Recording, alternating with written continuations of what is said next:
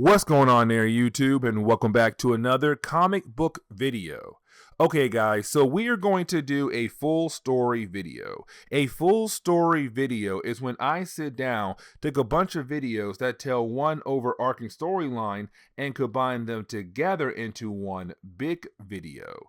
Now, today's full story video is going to be about Donny Cates Thor. See, in the year 2020, he took over the Thor title. Matter of fact, around that time, Thor had just became the King of Asgard, the All-Father of Asgard. Now, here's the thing, though, because there were a lot of questions with Thor becoming the All-Father of Asgard. One of the big questions was, what kind of king would he be? And then was, what kind of challenges would he face? But on top of that, how great of a king would he be? And so all those questions right there are kind of out there in the open as soon as Thor became the All-Father of Asgard. And so that is where you had Donny Cates come in and give us a series of stories to answer all those kind of questions. And so here is his entire run in one big video. I do hope you enjoy.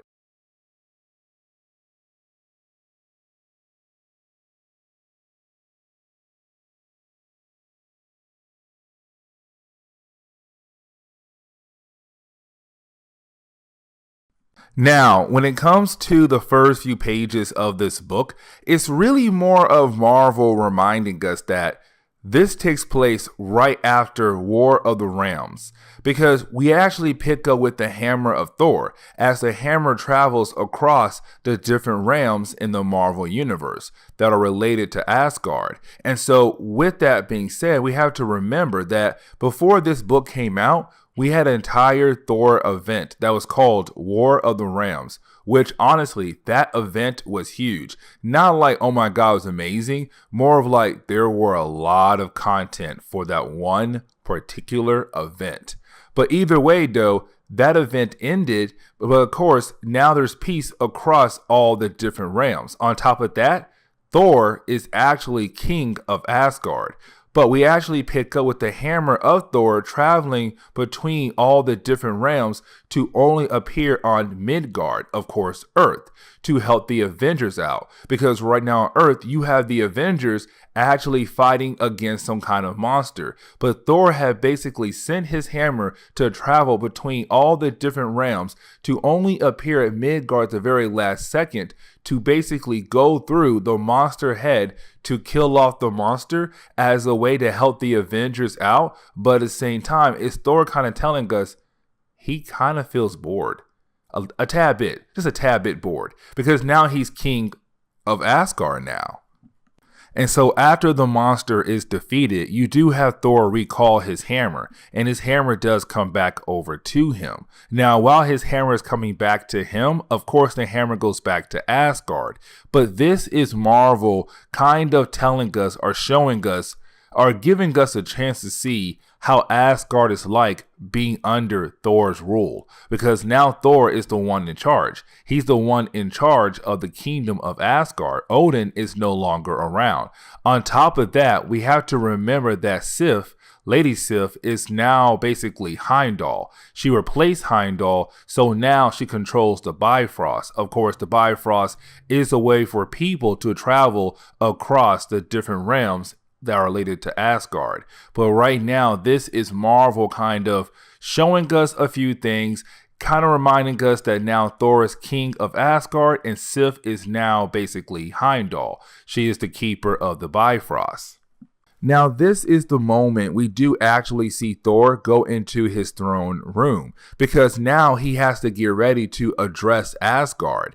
Now, you would think he would actually go through that task. He would sit down and handle different problems that are popping up across Asgard. But he doesn't, because he wants to be left alone. And this could be said about how Thor feels about being king, because right now Thor kind of feels like he should not be king. He's beginning to doubt himself. At the same time, he beginning to feel like he is unworthy for his hammer once again, because the hammer is becoming too heavy for him, or heavier. And so now it's Thor kind of wondering, could he be a great king? But on top of that, is he becoming unworthy for his hammer once again? And so, like I said earlier, he was supposed to address different problems that were popping up across Asgard, but he decided to not do that. Instead, he wanted to be left alone. Now, that is the moment you have Loki appear. Now, of course, Loki is also a king, but not king of Asgard. Instead, Loki is king of the Frost Giants. Now, with that being said, though, of course, we have to know that when it comes to Thor and Loki, they do have bad blood between them, but at the same time, they still care for one another in their own way because they are brothers in their own way. And so with that being said, you do have Loki kind of picking on his big brother Thor by basically wondering if Thor could be a great king, or if Thor is worried about being the king of Asgard. Now, of course, you have Thor kind of ignore Loki's questions, but you did have Loki say, it's strange, because usually when it comes to your hammer, you never had any kind of problem lifting it up. But right there, you grunt a tad bit. That shows me that you are having some kind of struggles with lifting the hammer. Now, of course, that made Thor very angry. And so you have Thor actually throw his hammer right at Loki, but you didn't have Thor stop the hammer right in the face of Loki. Like he stops it right in midair to show Loki that no, he has no problem lifting his hammer. On top of that, Thor is more powerful than he ever was because again, he's now the king of Asgard. He holds the power Odin used to have a while back. And so Thor is more powerful than Loki remembers. But then you have Thor just walk away. Now that is the moment we actually get into the story of this whole crazy book I love so much. Because while you have Thor actually going outside to address the public of Asgard, to speak to them, to show them that he is their king, the great king of Asgard, that is the moment you have Galactus just crash down out of nowhere. And this is a very huge thing because this is Galactus. He goes around eating planets. He's a cosmic being.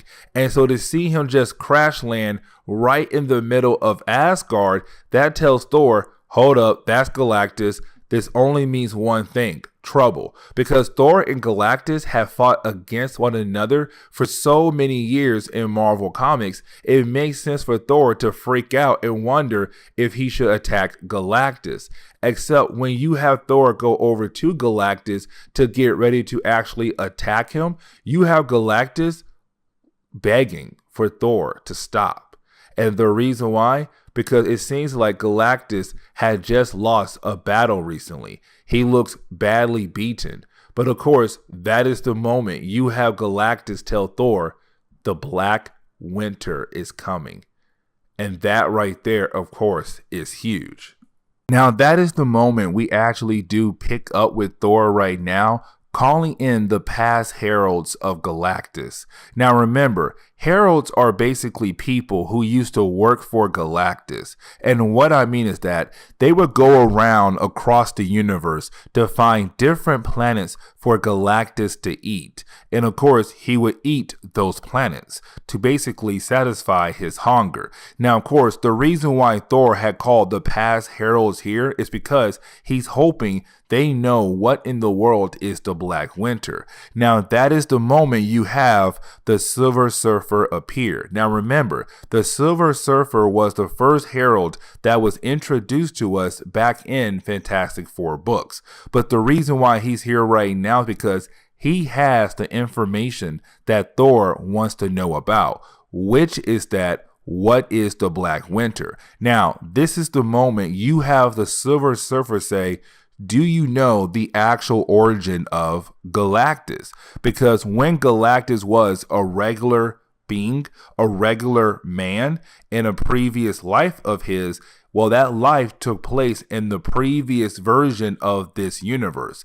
And basically, when it comes to Marvel, the main Marvel universe and other universes, they do get wiped out. But when they do get wiped out, they get remade. And so this is like the 7th, 8th, or 9th version of this universe.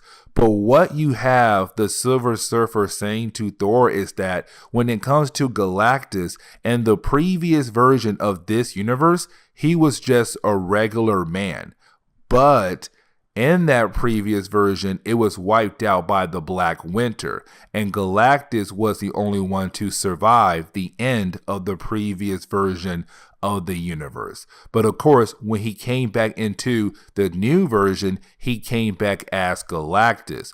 But then you have Silver Surfer say, Galactus is the only person who can actually stop the Black Winter.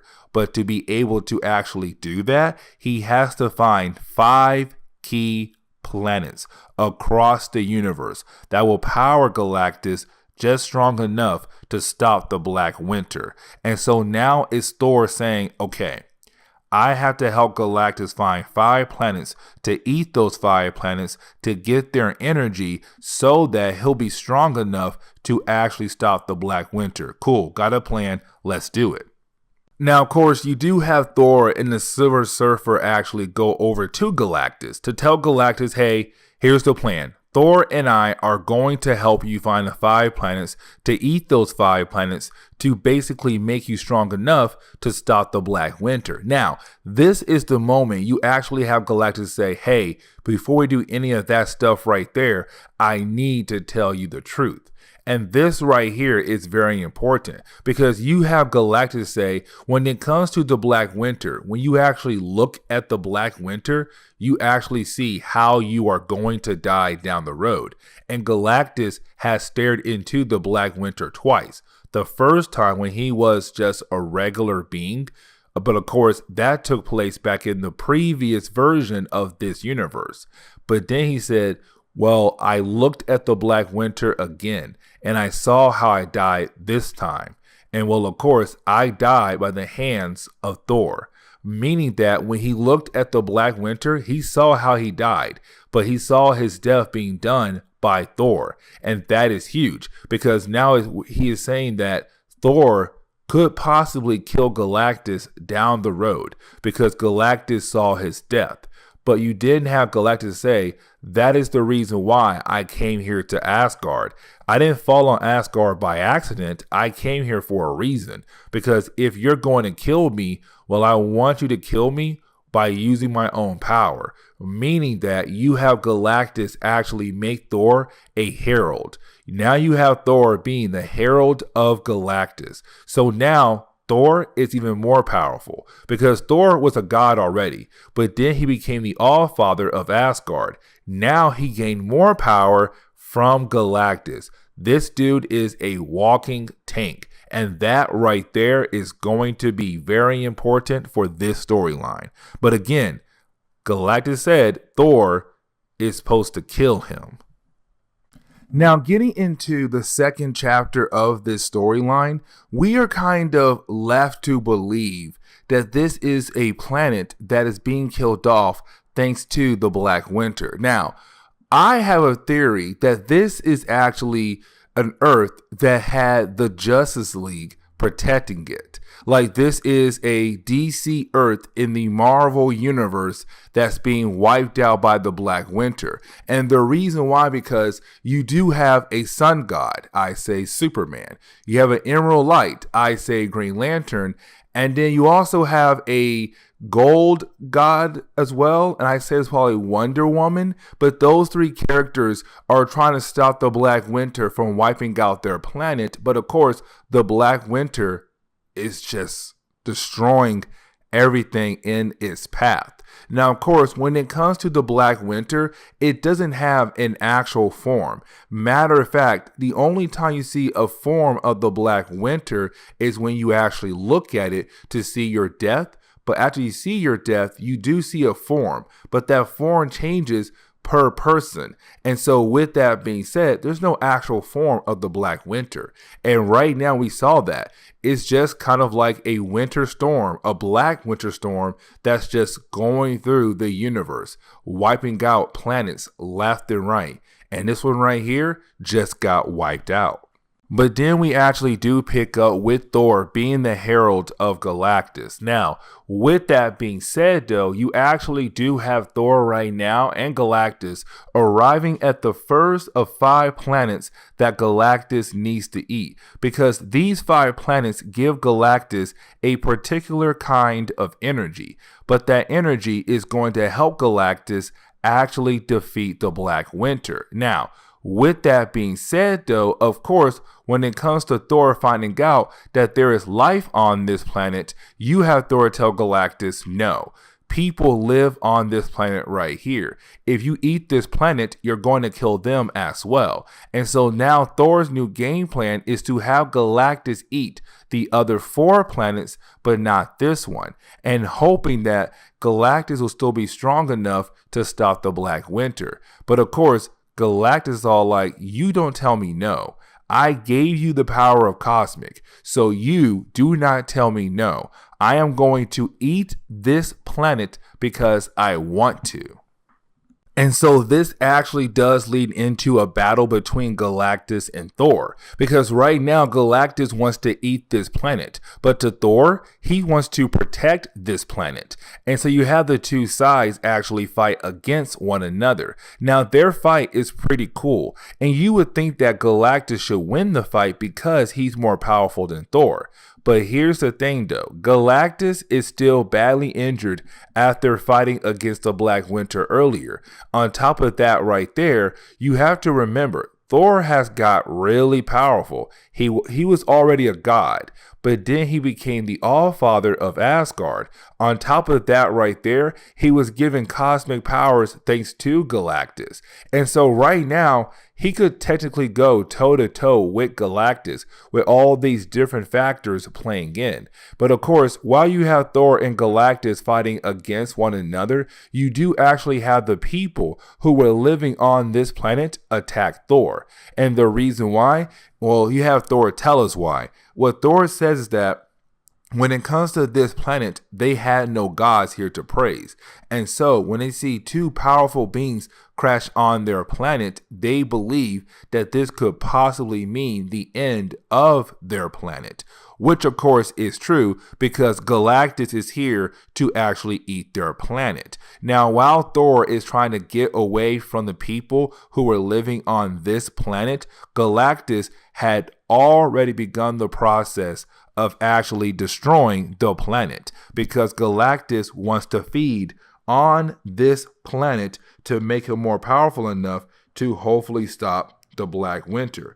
Now, of course, that is the moment you actually have Thor call out to Sif, because remember, Sif replaced Heimdall, meaning that she has the Bifrost in her control, and the Bifrost is used to travel across the different realms. And so with that being said, you have Sif actually use the Bifrost to teleport every single creature that was living on this planet over to Asgard to protect them, so that they will not die with their planet that Galactus is destroying right now.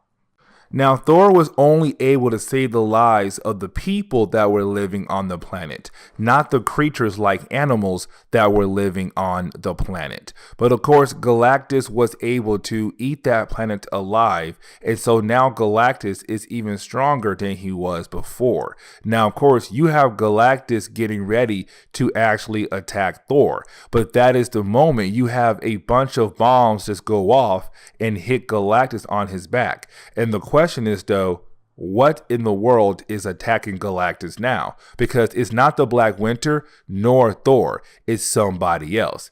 And of course, that somebody else is Beta Ray Bill. And this is huge because now we're going to have Thor fight against Beta Ray Bill.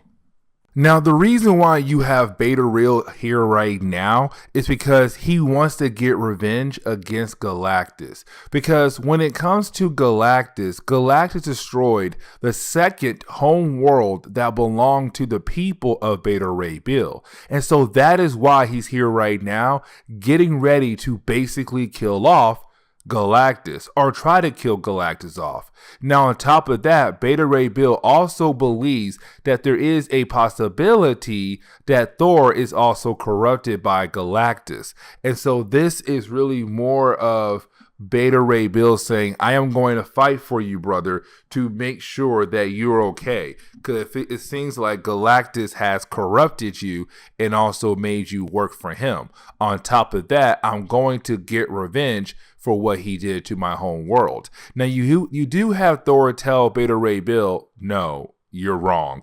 I'm not corrupted at all. Like, I'm actually working for Galactus.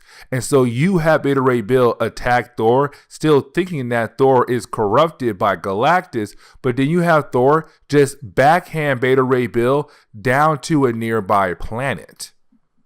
Now, you do have Thor explain things to Beta Ray Bill. And what I mean by explaining things, I don't mean that you actually have Thor tell Beta Ray Bill why he's working for Galactus. Instead, you actually have Thor telling Beta Ray Bill, listen, we are not on the same power level anymore. Because originally, when Thor was just your god of thunder, yeah, him and Beta Ray Bill were on the same level.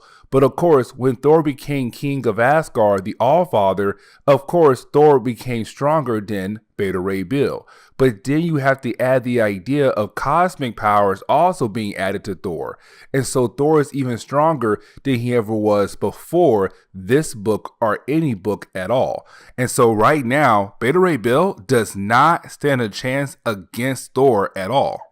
And that is something you have Thor trying to explain to Beta Ray Bill. Now, in the middle of their conversation, you do have Galactus actually attack Thor to kind of say, listen, Thor, you are nothing without me because I gave you the power of cosmic. But at the same time, Thor is still stronger than Galactus because Thor is able to fight back against Galactus. Now, when I read this book, I did read some reviews that some people did not like the idea of Galactus being so weak in this book, but you have to realize earlier he fought against the Black Winter and he barely survived. On top of that, Thor is really powerful, and so you have to add in those factors to say why Galactus is actually losing to Thor.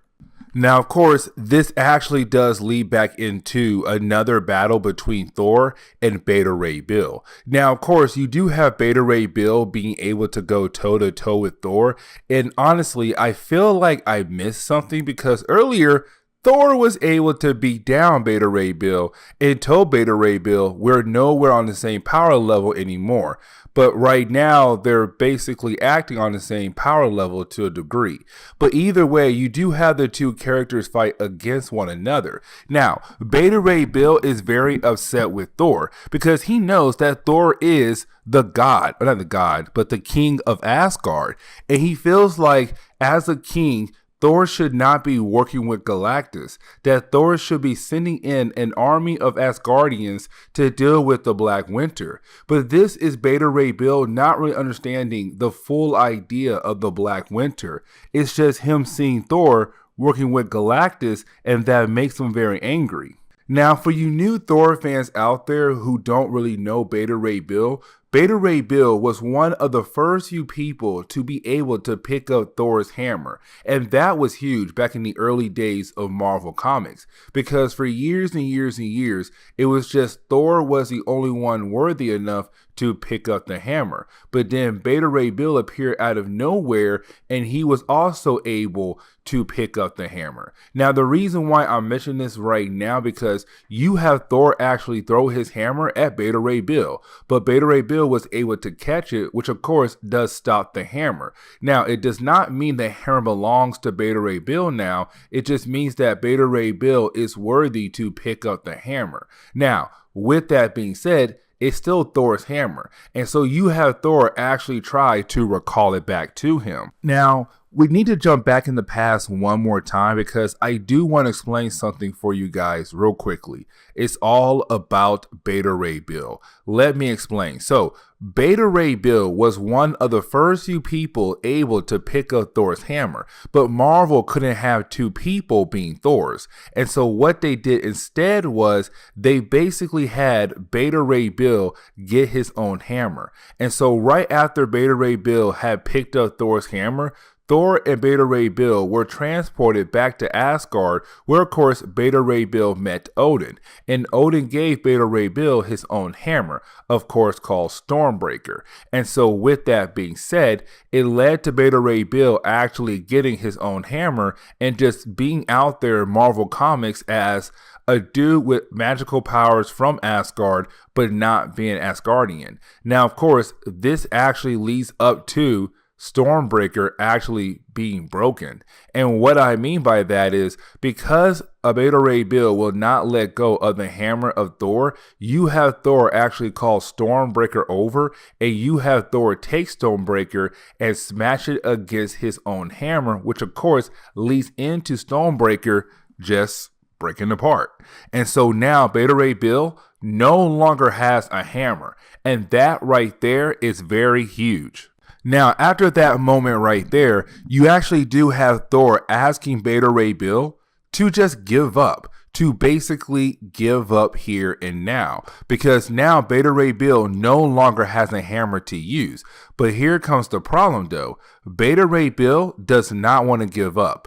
Beta Ray Bill wants to kill Galactus. He wants to kill Thor for working for Galactus. And so now you have Beta Ray Bill tell Thor, we are no longer brothers. Now, they're not actually brothers. It's just that they're brothers in arms. And so with that being said, it's Thor saying, great, this man who I looked at as a brother now hates me because I'm working with the guy who basically destroyed his home world, or his second home world. And so Thor is kind of like, if he's not going to stop, then I can't stop, which means that you have Thor actually thinking about continuing to fight against Beta Ray Bill, even though Beta Ray Bill is basically depowered right now. Not completely depowered, but mostly depowered. But that is the moment you have Lady Sif appear. Because remember, Lady Sif replaced Heimdall, and Lady Sif now controls the Bifrost, which gives her the ability to teleport almost anywhere between the 10 realms. And so she was able to teleport right in front of Thor and Beta Ray Bill. But when she does that, you actually do have Lady Sif tell Thor if he takes one step closer to Beta Ray Bill, they are going to fight. And of course, this is where we are going to end today's comic book video to kind of leave you guys on a cliffhanger. But basically right now we could possibly see Thor fighting against Lady Sif in the next video. So with that being said, please leave me a like down below and subscribe. Also, if you have any suggestions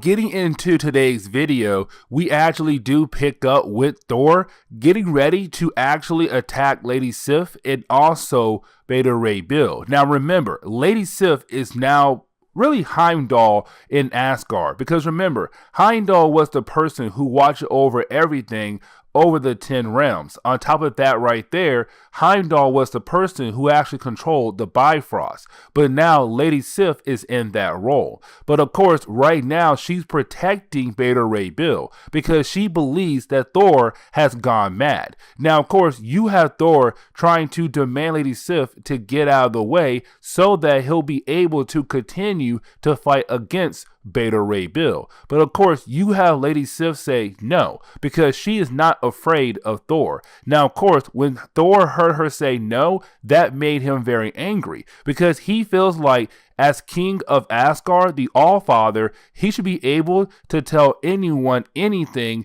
and make them follow commands when he wants them to. But of course, she said no. And on top of that, that is the moment she tells Thor, you are not like your father, so act better than your father. Your father was a different kind of king, but this is your time to be your own kind of king.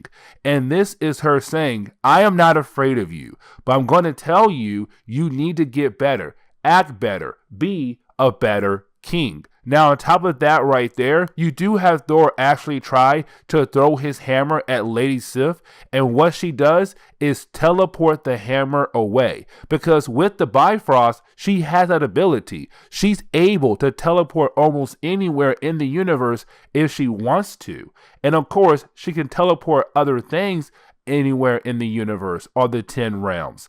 And so she basically teleported the hammer away over to where the ice giants live, of course, right in front of Loki. But right after that, you do have Thor tell Lady Sif that he is not afraid of anything. He's not afraid to actually attack her. But that is the moment you have Lady Sif say, no, you are afraid. Remember, with the Bifrost, with the powers of Heimdall now in me, I can see everything, meaning that she knows that Thor is worried about something. And we know what he's worried about because right now his hammer is becoming heavy for him to the point where he does struggle sometimes to lift the hammer, which could mean that sooner or later he might come unworthy for the hammer. And so right now it's her telling Thor, I know what you are worried about. And so she leaves back to Asgard with Beta Ray Bill to let Thor continue to work with Galactus. Now that is the moment you have Loki actually walk over to the hammer of Thor. And when he does, you have Loki wonder if he can actually pick up the hammer of Thor. And that has been a question for Loki for a very long time. And of course, you have Loki actually try. And when Loki does, he's able to actually pick up the hammer. Now that right there is huge for this entire series by Donny Cates, because now Loki is able to actually pick up the hammer. Now, of course, it's not like the hammer now belongs to Loki, because right after Loki was able to pick up the hammer, you have Thor call the hammer back to him where him and Galactus is actually at. And that right there is kind of important because it tells us, yes, Loki was able to pick up the hammer, but the hammer does not belong to Loki automatically. It still belongs to Thor. And that right there is kind of interesting. Now, of course, right after Thor was able to get his hammer back, that is the moment you have Thor actually take some more power of Cosmic away from Galactus. Just like that, said, bam, thank you, that's my power now. Not all of it, but some of it. And so Thor is a tad bit stronger again. Now, with that being said, you do have Thor tell Galactus, okay, you already ate one planet, which means you have 4 more to go. So let's go find the other 4 so that we can finally fight against the Black Winter and hopefully defeat the Black Winter. Now, of course, that is the moment we do see Thor and Galactus go to the next 3, not 4, the next 3 planets. So 2, 3, and 4 are knocked out. But of course, right before Galactus is able to eat every single one of those planets, you have Thor being able to evacuate every single kind of creature on those planets as a way to protect them from being eaten by Galactus. But then Galactus is able to continue to eat the planets after every single person is off those planets. Now, when Thor and Galactus do arrive at the 5th and final planet he needs to eat to basically fight against the Black Winter, that is the moment you have Thor actually go down to greet the people who live on the planet. Now, with that being said, you have Thor tell the people, stand down. Do not try to fight me or him because we can easily stop you guys in a matter of seconds. But of course, you do have the leader of this planet actually tell Thor, don't worry, we are not going to fight you. Matter of fact, we are going to let you eat the entire planet, but we want to die with our planet. And it's kind of like, man, that is really messed up. And of course, for Thor, he's kind of like, no, please let me help you. I can ask my person, Lady Sif, to basically bring the Bifrost to teleport you over to Asgard as a way to protect you guys while this planet is actually eaten by Galactus. Now, while Thor is talking to the people, that is the moment you have Galactus just begin to eat the planet. And you have Thor freaking out like, yo, Galactus, what are you doing? Why are you eating the planet right now? There are still people who live on here. I was not able to evacuate yet. But that is the moment you have Galactus say, we have no choice. The Black Winter is here.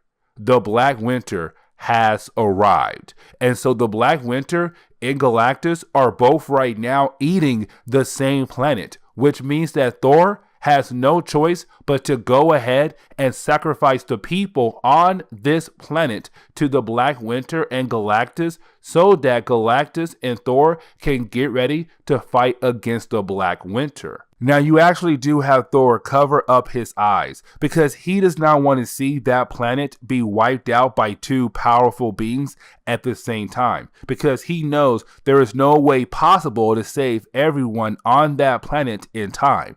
And so you have Thor just fly away. He cover up his eyes so he does not have to watch it. It's one thing to hear it, but it's another to actually hear it and watch it at the same time.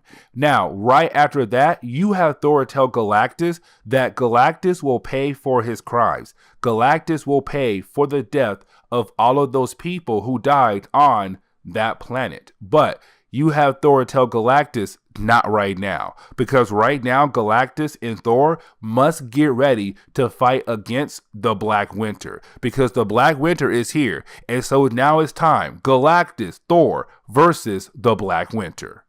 But getting into the next chapter of this storyline, we actually do pick up with Lady Sif talking to Beta Ray Bill in Asgard. Now, the reason why they're talking is because Lady Sif is worried. And the reason why she is worried is because she has lost the ability to see Thor. Because remember, with her now being the new Heimdall for Asgard, she's able to see almost everything across the 10 realms. Asgard, Midgard, Heaven, all of them. But here comes the problem though. When it comes to Lady Sif, she cannot see Thor. She can't see him right now. And when she calls out for Thor, asking him to let her teleport him back over to Asgard, Thor tells her no. And so now she is worried. She's worried about the idea that Thor could possibly die. And so right now, that's right there Marvel showing us what could possibly happen to Thor and Galactus fighting against something like the Black Winter. That Thor could actually die. No matter how powerful Galactus is, the Black Winter could still possibly win and kill off Thor and Galactus. But getting back over to Thor and Galactus fighting against the Black Winter, you actually have the Black Winter talk to Thor, talk to Galactus, and telling Thor and Galactus that they're basically going to lose. Which right now we can see that, because no matter how powerful these two characters are, they still struggle fighting against the Black Winter. And on top of that right there, you actually have Thor right now freaking out. Thor's wondering, can they actually win this battle? Now, you do have the Black Winter tell Galactus and Thor that right now, the Black Winter does not even care for Galactus. He'll take care of Galactus later on. But right now, he wants to focus on Thor. He wants to show Thor how he's going to die. Because remember, when you look into the Black Winter, you see how you die in the future, how you possibly be killed or die, whatever, you see your death. And right now, the Black Winter wants to show Thor how Thor is actually going to die. Now, when Thor wakes back up, of course, he wakes up in some kind of room, a room that's endless. It just never ends. And so with that, you have Thor actually be confronted by Gorr the God Butcher. Now, this is actually very important because Gorr the God Butcher was known for being the God Butcher, but Thor defeated Gorr. And so right now you have Thor wondering, wait a second, Am I going to die by the hands of Gore? But then Thor is attacked by Loki. And so now you're wondering, wait a second, is Loki going to be the reason why Thor is actually dead? What is the Black Winter trying to show Thor? Who is going to kill Thor? But that is the moment you have the Black Winter show all the different enemies of Thor. All of them, Doctor Doom included, Mephisto, the list goes on. All these characters have basically fought against Thor. Now, remember, Thor had died over the years. And matter of fact, the Black Winter brings up those deaths and said, you have died so many different times, but you always come back. So the question is right now, what is your true ending? What is your true death? What is actually going to put an end to you? Because every single time where we think that you are going to die, you pop right back up again. And so now the question is, what is going to be your real death? Now, you do have Thor continue to fight back against the Black Winter, trying to push the Black Winter out of his mind, to show the Black Winter that he is not going to be someone who is going to be easily defeated, to the point where Thor is able to push the Black Winter far enough to get out of it to regroup with Galactus. But then you have the Black Winter tell Thor, okay, fine, but I'm going to show Galactus how he is going to die. And so that is the moment you actually have the Black Winter take the form of Thor, a darker Thor, a black Thor. Now, with that being said, you actually have Galactus remind us that when it comes to the Black Winter, you see your death. And Galactus had looked into the Black Winter twice, when he was a regular man and when he was Galactus. But when he was Galactus, he saw how he was going to die by the hands of Thor. And so right now you actually have Galactus and Thor thinking that this could be the moment where Galactus could possibly die. But of course, you have the Black Winter tell Thor and Galactus that right now, the Black Winter is not here to wipe out the universe. Galactus lied. The Black Winter said Galactus lied, because usually the Black Winter would come around and destroy a universe, but he's not here to destroy this universe. And matter of fact, you have the Black Winter tell us that something even darker is coming. A lot of different things that are darker than the Black Winter is coming. And so with that, you have the Black Winter say, no, I'm not here to wipe out your universe. I'm here for Galactus. Because remember, when Galactus was a regular man, that was the first time he saw the Black Winter in the previous version of this universe. But of course, when the Black Winter wiped out that universe, he kept Galactus alive. And now this is the moment we are going to learn why. Because you kind of find out the Black Winter says, Galactus is my Herald. Which is crazy because Thor is right now Galactus' Herald, but the Black Winter says, no, Galactus is my Herald. That is why I let him live. That is why he is Galactus, because he is my Herald. He has been lying to you guys this entire time. I'm not here for universe. I'm just here for Galactus. Now, when we get into the final chapter of the storyline, we actually do pick up in the future. Well, the present day, I guess, because you actually have the Silver Surfer stop by to talk to Thor, where, of course, you do have the Surfer asking Thor about how he felt after dealing with the battle against the Black Winter, because apparently it was a big epic battle where only a few selected people could felt the outcome of that battle. But of course, on top of that right there, something else big happened. And it's kind of like, well, what actually happened? And so getting back to the moment where we actually left off at, we actually do pick up with the Black Winter explaining things to us. That technically the Black Winter was the one who had created Galactus. That when it came to Galactus, when he was a regular man, of course the Black Winter made Galactus his herald, which of course gave Galactus his powers.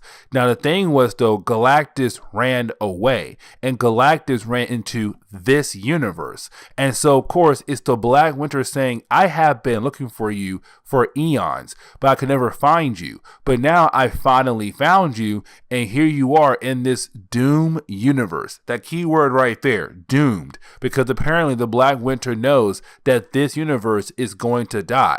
But either way though, you do have the Black Winter say, I came here for you, and I'm coming here to take you back with me. And so that is the moment you have the Black Winter just beat down on Galactus. Now, of course, you have Galactus basically ask Thor for help, because right now they could technically possibly defeat the Black Winter. But you have Thor actually tell Galactus, no, I'm not going to help you. Stay down. And you have Galactus actually get very upset because he feels like Thor should be on his side, especially when he gave Thor some cosmic powers.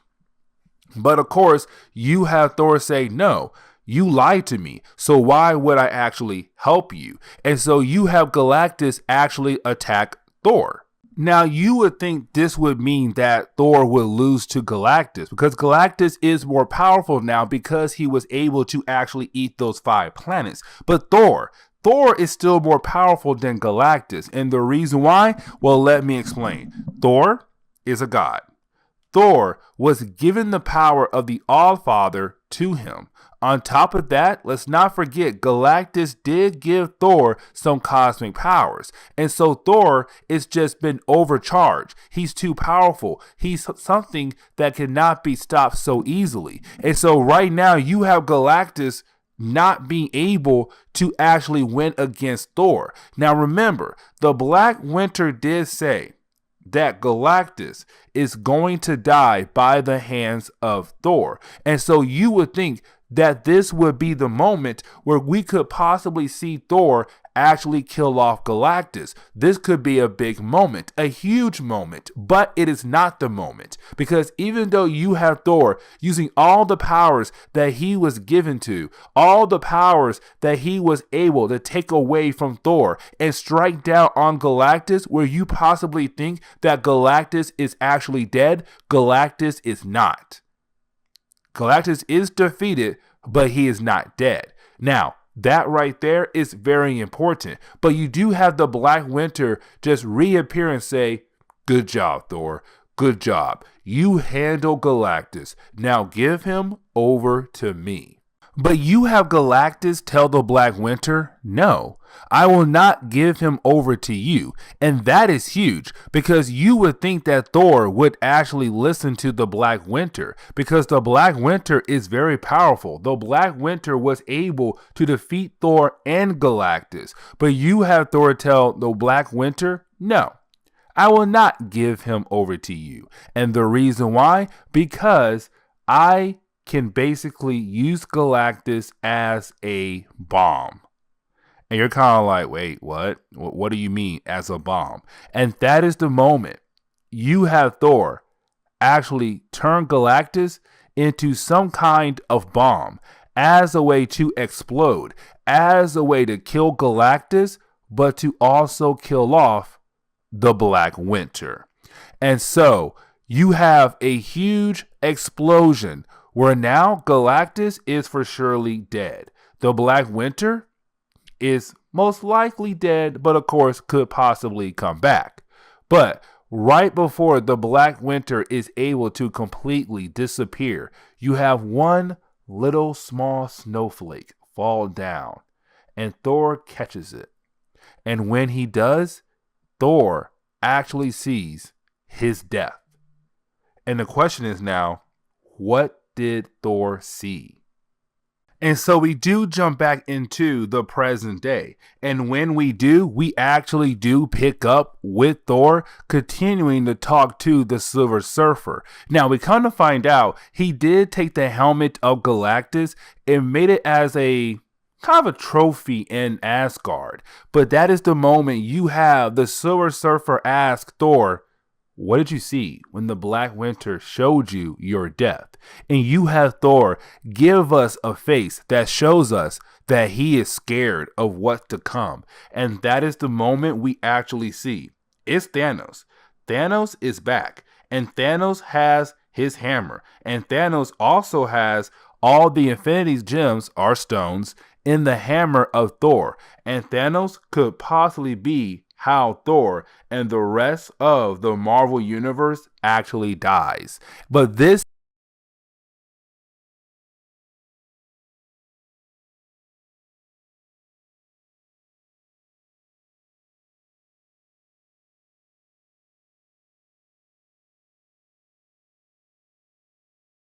into today's storyline, we actually do pick up in Braxton, Oklahoma. Now, if you're a longtime Thor fan or maybe a Siege fan, you already know what is the big deal when it comes to Braxton, Oklahoma. Because when Thor came back to life after Ragnarok, he did give us New Asgard, except New Asgard was right next to Braxton, Oklahoma, this small town in Oklahoma. And of course, that town went through so much because of that. Now, after he had left, he technically has not been back there for a very long time in Marvel Comics. And so right now, this is technically a callback to the idea of him being in Braxton once again.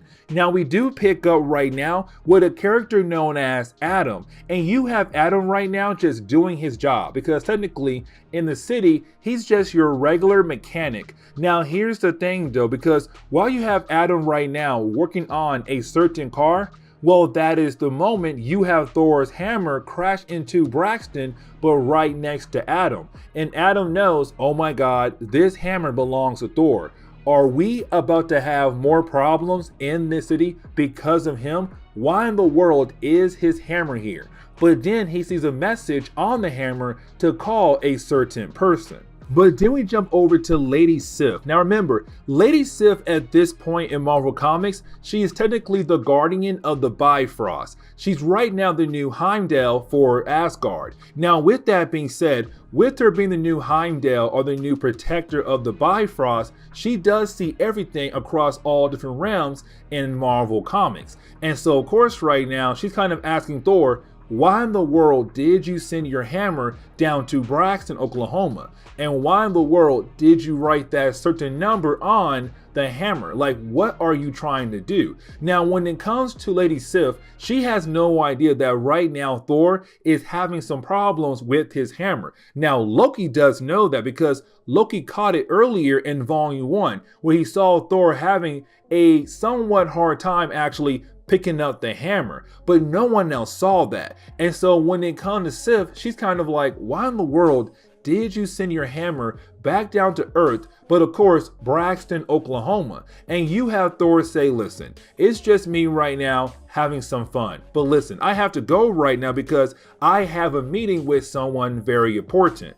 And of course we're gonna find out he has this meeting with, and that would be Beta Ray Bill. Now when it comes to Beta Ray Bill, the reason why technically you have Thor meeting up with Beta Ray Bill is because what happened back in Volume 1. Because back in Volume 1, for Donny Cates, you had Thor fight against Beta Ray Bill because Thor was working alongside with Galactus at first, which means that he had to protect Galactus. But when it comes to Beta Ray Bill, Beta wanted to kill off Galactus because Galactus did destroy his home world. But the thing is, Thor had to protect Galactus to get Galactus' help to fight against the Black Winter. And so it did lead into a big battle between the two characters, but it did end up with Thor winning that battle, but getting rid of Stormbreaker by actually breaking Stormbreaker. And that was huge. And the reason why, because these two guys, they were technically like brothers.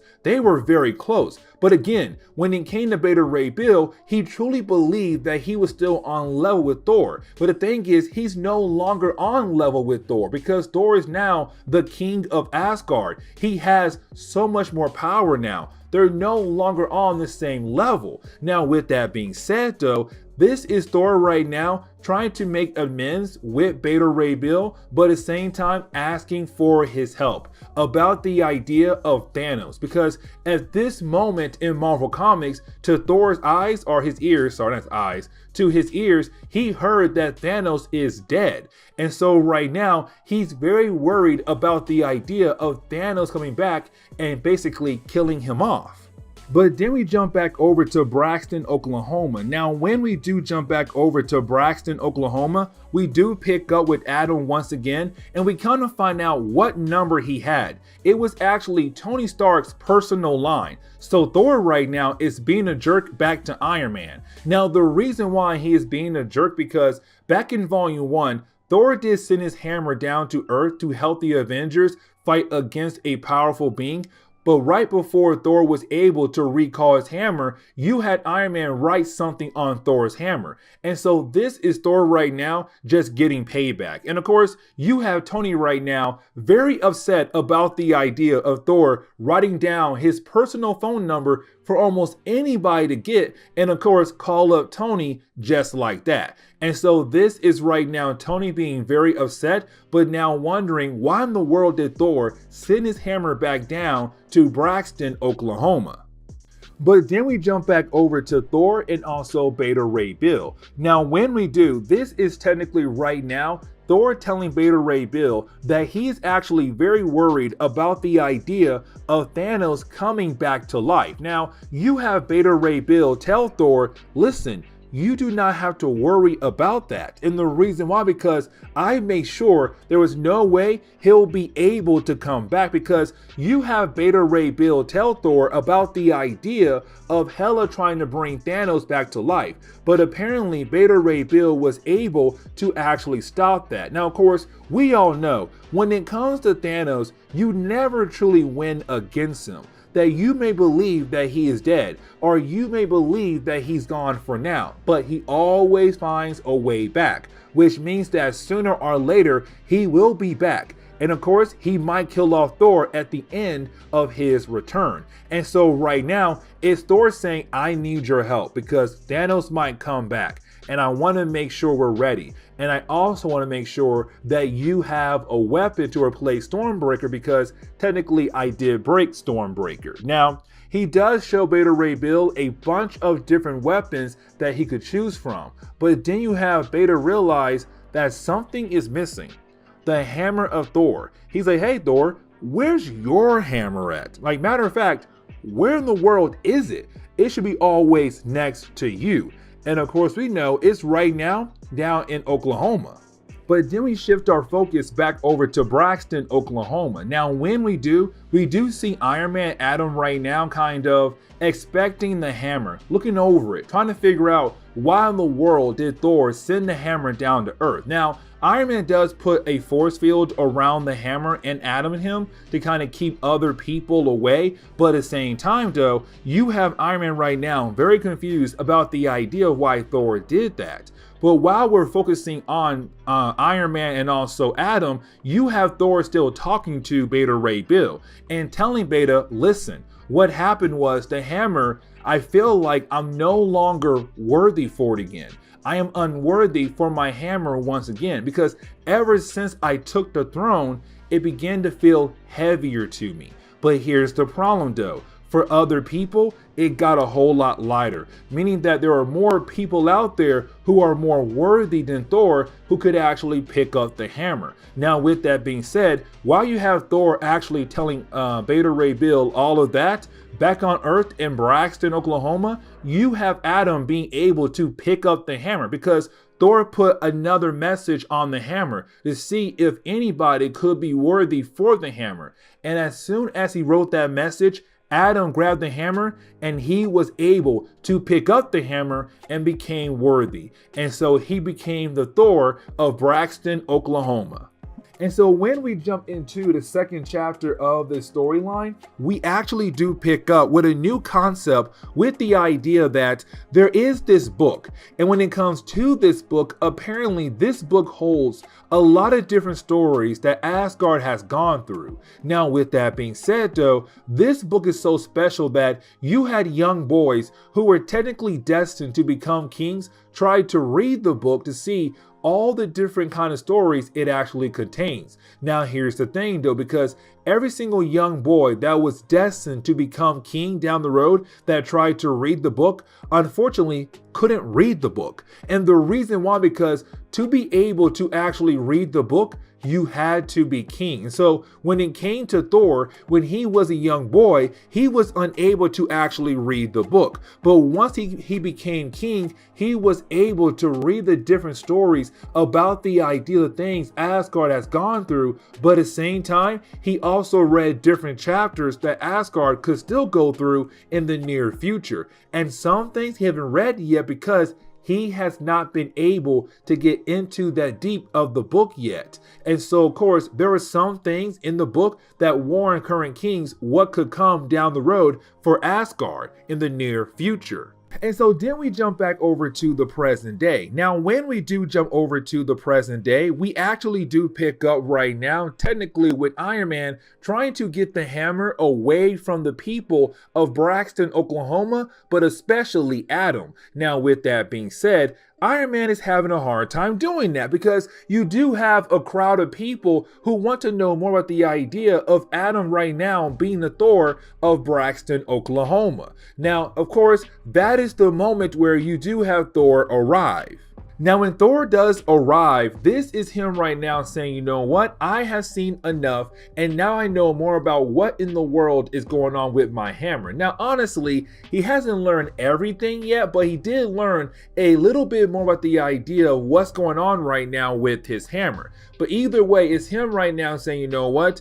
Let me go ahead and take the hammer back from you now, Adam. Now, Adam is about to give the hammer back over to Thor. The problem is, though, you have Iron Man step in, because when Iron Man steps in, it's right now him showing how angry he is. Because right now it's Iron Man saying, Thor, you did not think things through once again. You sent your hammer down to Braxton, Oklahoma to let anyone be able to actually pick up the hammer, which could have caused more problems. But on top of that, you gave the world or some random person my personal number. Like, dude, that right there is not okay. And so right now it's Iron Man saying, I want some answers right now. What in the world is going on? Now, of course, you have Thor say, I do not answer to you, bro. Like, if I want to do something, I can do it without your permission. And that right there technically ticks off Iron Man. Now, here's the thing though, because when Adam was about to give the hammer over to Thor, Iron Man stepped in and grabbed the hammer and then began to give his long speech towards Thor. But here's the thing, Iron Man is able to hold the hammer of Thor. And so right now as Thor is saying, Iron Man is able to actually hold my hammer and use my hammer and move my hammer. That right there is very interesting. But that at the same time is the moment where you have Iron Man use Thor's hammer and smacks Thor right in the face. Now that is actually a huge mistake by Iron Man, because even though Iron Man truly believes that he's able to take on different people in the Marvel Universe, when it comes to Thor, you have to realize if you do not actually prepare for Thor, you're gonna get hurt. And so right now it's Thor saying, listen very carefully, Iron Man, because the last time you saw me, yeah, you know what? I was probably not as strong as I was, but I was still able to beat you down. But here's the thing now, bro. You see, I am the All-Father of Asgard. I'm more powerful than I was last time, which means right now, technically, if I wanted to, I could beat you down just like that, because I'm a god. But I'm a more powerful god than I was last time. And you right now, just a 10-man, standing in the middle of a lightning storm. So if I was you, I would step down right now and give me my hammer back. And you have Iron Man say, yep, you know what, you're right, bro. Here you go. Here's the hammer.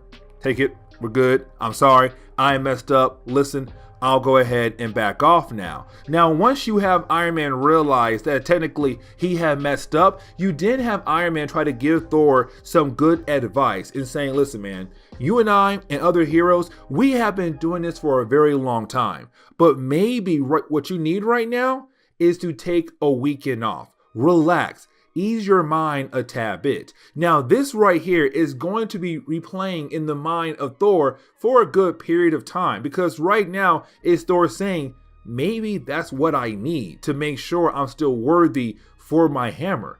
Take a break. Relax. Take a couple hours, days off to just refresh the mind a tad bit.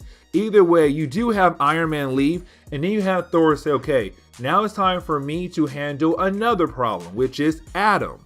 And technically, when it comes to Adam, Adam is not a problem, because Adam was just a guy who just picked up the hammer of Thor because Thor said on the hammer, hey, pick me up. And of course, you had Adam pick up the hammer. But right now, the story's kind of saying, when it comes to Adam, Adam was just your regular guy. Now, at first, he was an ex-convict, but after prison, he was able to get on the right path to make sure he did the good things rather than the bad things. Now, with that being said, Adam right now is going to be that guy where it's him saying, look at me, I was just a regular guy. And with me being a regular guy, when I got the power of Thor, it threw me for a loop. But at the same time, understand that even though you have all that power as a god, it's okay to technically be a regular guy sometimes as well. Now, the reason why I'm saying that, because once you have Thor being able to kind of give Adam a few more hours to be the Thor of Braxton, Oklahoma, and then at the end of it, when you have Thor take the power away from Adam, it's kind of Thor realizing what Tony Stark said and also what Adam said as well, to basically take a break from being Thor, take a break from being the King of Asgard. But at the same time, with you being a god, it's hard to take a break. So why not be someone who's not a god? And so that is the moment where you have Thor begin the process of thinking of taking that vacation, but not as Thor, as someone else. And of course, that would be Donald Blake. And so it's Thor saying, let me use my other personality as a way to take a break from being the King of Asgard to hopefully refresh my mind and to hopefully be worthy for my hammer once again. But this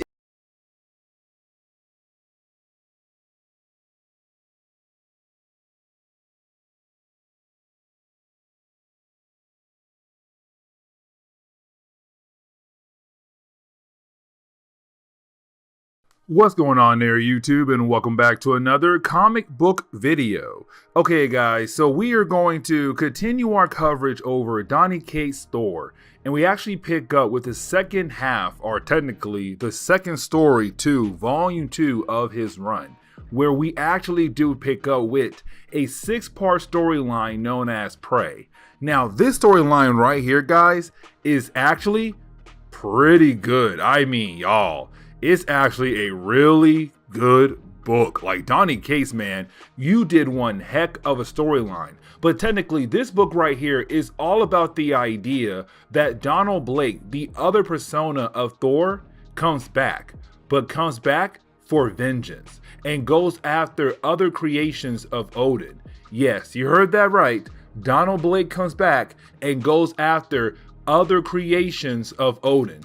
That's how crazy the storyline truly gets. And of course, Odin has to come back and face one of his biggest mistakes. And so let's go ahead and dive into this storyline right here.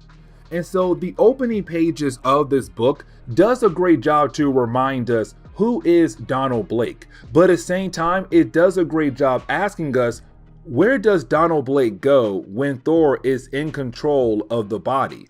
Let me explain. So when it came to Donald Blake, originally he was just a host for Thor, made by Odin, because Odin wanted to teach Thor a very valuable lesson, and so he sent Thor down to Earth, but he made Thor a human host, and that human host was of course Donald Blake. And so you have the two characters share one particular body, but neither character knew the actual history of Thor. That was blocked by Odin for good reasons. Now, with that being said, 10 years later, both characters realize the actual true history of Thor, but at the same time, you have both characters realize that technically there were two different people in the same body. Now, of course, this leads into a very important question, because of course sometimes you have Donald Blake out, but sometimes you have Thor out as well. Now the story is going to tell us what happens to Thor when Donald Blake is in control of the body, but right now the big question is, what happens to Donald Blake when Thor is in control of the body? Because a lot of times when Thor is out there being Thor, Donald Blake is gone for days, months, years. And so the question is, what happens to him when Thor is in control? And we kind of find out that Odin made Donald Blake this mindscape where his mind goes to, where technically it's a peaceful neighborhood. And he stays there until Thor says, you know what, let me go ahead and let Donald Blake out. But again though, sometimes that could be days, months, or years. And so right now we know where Donald Blake is. He's in some kind of mindscape that was made by Odin. But here's the thing though, the mindscape is actually underneath the world tree. And this leads us into the present day, because then we actually pick up with Thor right now telling Loki everything I already told you guys when it comes to Donald Blake. The only difference is that Loki knows everything about Donald Blake, but right now it's Loki wondering why in the world is his brother Thor bringing up Donald Blake for. And you have Thor say, I need a break. And matter of fact, guys, this goes back to our last video, because remember, Iron Man said, you are a king, but you are a superhero. You have a lot on your plate, but sometimes you need a vacation. And so with that being said, he told Thor, take a break for one weekend. And this is Thor somewhat taking a break. And so that is why he says, I am going to release Donald Blake so that he can have some time on Earth again. But at the same time, though, I get a break from being king. And that is why he told Loki, because he wants Loki right now to lie to the people of Asgard, because they want their king there at all times. And so if he disappears, of course, you're going to have folks wonder, where is he at? But at the same time, he has to hide from Lady Sif, because Lady Sif right now is in control of the Bifrost. And so she's able to see everything across all the realms. And so, of course, if she looks on Earth, she's going to see Donald Blake. And so it's Thor asking Loki, can you somehow help me hide Donald so that I can have a break from being king? Now, Loki knows the actual reason why Thor is going to release Loki. And this right here answers the big question. What happens to Thor when Donald Blake is out? And apparently Thor goes into the Odin sleep, where he's able to actually communicate with the dead kings of the past of Asgard. And the reason why he wants to do this, because he wants to ask them what's happening right now to his hammer. Because remember, right now, almost anybody can lift up his hammer. And that right there is a problem. But it seems like everything Odin had built with Odin's magic is falling apart. But that right there should not be happening, because right now Thor has all of Odin's magic to be the new king of Asgard. But apparently it doesn't matter. Everything around the realms right now are falling apart if Odin had made it. And so that is why he wants to meet the dead kings for. And so you have Loki say, fine, I will help you out. And so that is the moment you have Thor begin the process of releasing Donald Blake. And this leads into the major problem of this whole storyline, because once he does release Donald Blake, Thor actually goes into the Odin sleep, where he is confronted by the dead kings of the past. The problem is, though, they are very disappointed in Thor, but they don't tell him why. Either way, though, he's then sent down into the actual mindscape that was made for Donald Blake. The problem is, though, it is completely hell there. Like everything is ruined in this mindscape. And that right there should not be happening at all, because when it comes to Donald Blake, it was supposed to be a very peaceful area to basically keep him at peace. But something happened to him. Something made him snap. And everything right here in this mindscape looks ruined. But then you have Thor realize what's happening right now also in this mindscape, because he finds what seems to be the dead body of the great serpent. And the great serpent usually technically lives in the world tree, but right now here it is in this mindscape laying dead right now in front of him, and he's wondering what in the world truly happened in this mindscape. But then we jump back over to Asgard, and when we do, we actually do pick up right now with Donald Blake. Except Donald looks a tad bit crazy. And this man right now is kind of like, yes, it is me, but at the same time, it's not me. And Loki's right now is very confused, but he can tell that technically at the moment, Donald needs to go back in the mindscape before something really bad happens. The problem is though, Donald is technically just the human form of Thor, or another form of Thor. And so technically when it comes to Donald, he does have a little bit of power here, to the point where he's actually able to overpower Loki. Now at the same time, this is Loki right now technically not taking this seriously, because at the same time it is Donald Blake, someone he never took seriously. And so that is why Donald is able to actually defeat Loki. But here comes the next big problem though, because remember, when it comes to Thor history, originally Donald had to use his cane as a way to turn into Thor. And so when it comes to Thor, he had to smack his hammer down to turn back into Donald Blake. And so right now Donald is holding the cane that could be used to send him back to the mindscape, but to also bring back Thor. But you didn't have Donald break the actual cane, which means that technically right now Thor is stuck in the mindscape and Donald is free, and Donald is about to go on a rampage. And so when we get into the second chapter of the storyline, we do learn a little bit more about Donald Blake. And what I mean by that is Donald Blake realizing that technically he never had a life.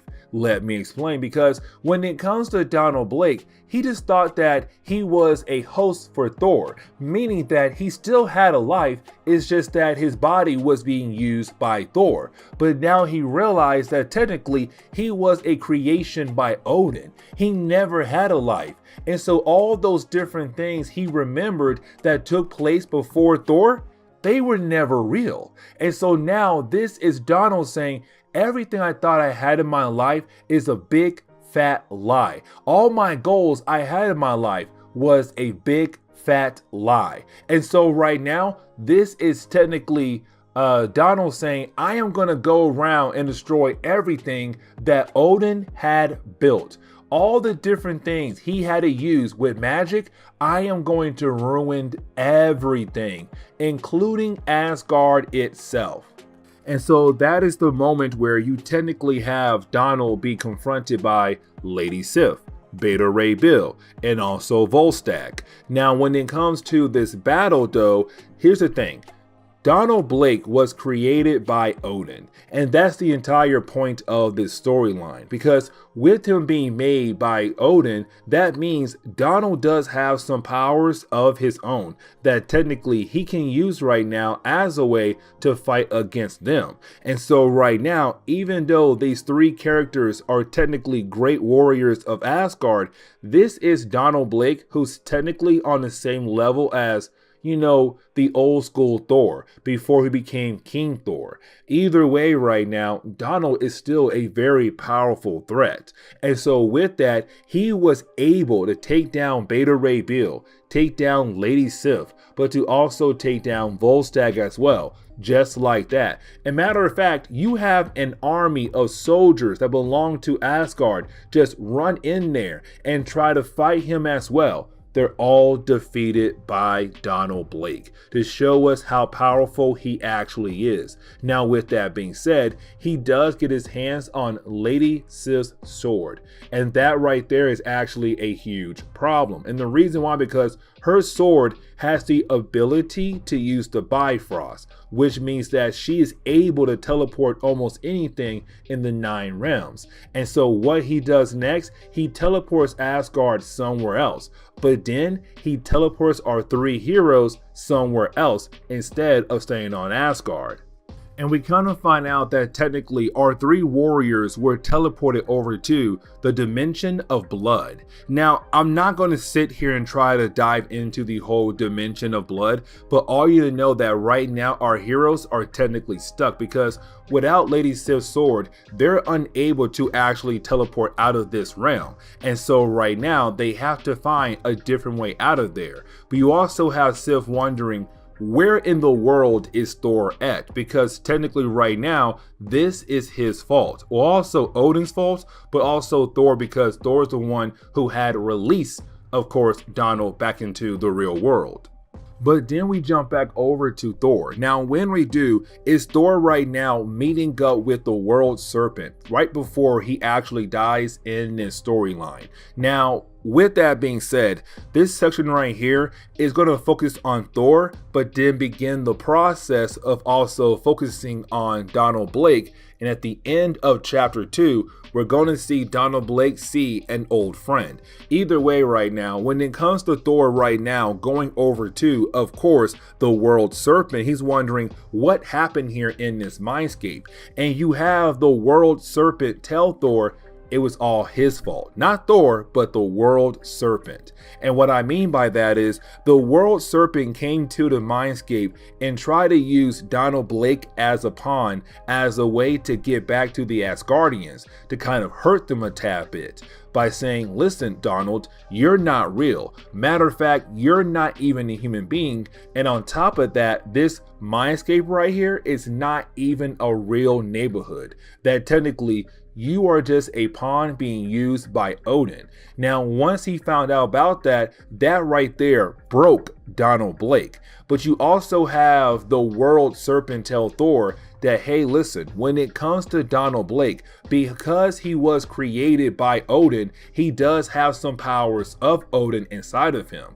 But with that being said, he was able to use that power against the World Serpent and then take the powers away from the World Serpent and combining it to his own power. And so that is how Donald Blake is right now so powerful. Now things get a tad bit crazier, because right now back on Earth, you have Donald Blake just trying to live a happy life, to find the one person he loved when he was still on Earth as Donald Blake and sharing a body with Thor. And of course, the one person he loved is Jane Foster, but he has no idea what she's been through over the last 10 to 15 years. And once he does find out, he is going to be very angry.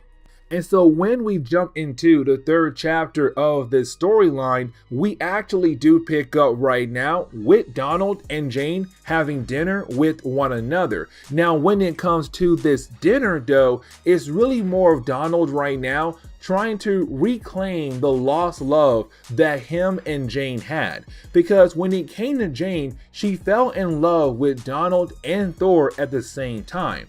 But once she had learned that technically both characters were the same person, it was kind of like, okay, now I don't feel bad falling in love with 2 men. But at the same time though, Thor was always out and Donald was put on the back burner. And so she fell in love more with Thor. But here is the big thing though, because for Donald, he's kind of like, I also truly cared for Jane Foster, but Thor was able to get the chance to be with her. I was not given that chance.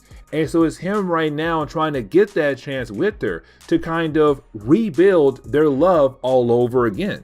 But then we jump over to Thor. And when we do jump over to Thor, is Thor right now calling out for help, especially for Lady Sif. Because remember, Lady Sif was technically in control of the Bifrost. And so it gives her the ability to see everything across the 9 realms. But here is the big thing though, because when it comes to Lady Sif, she has to have her sword to be able to see everything across the 9 realms, to use the Bifrost for that ability. And right now, she does not have that.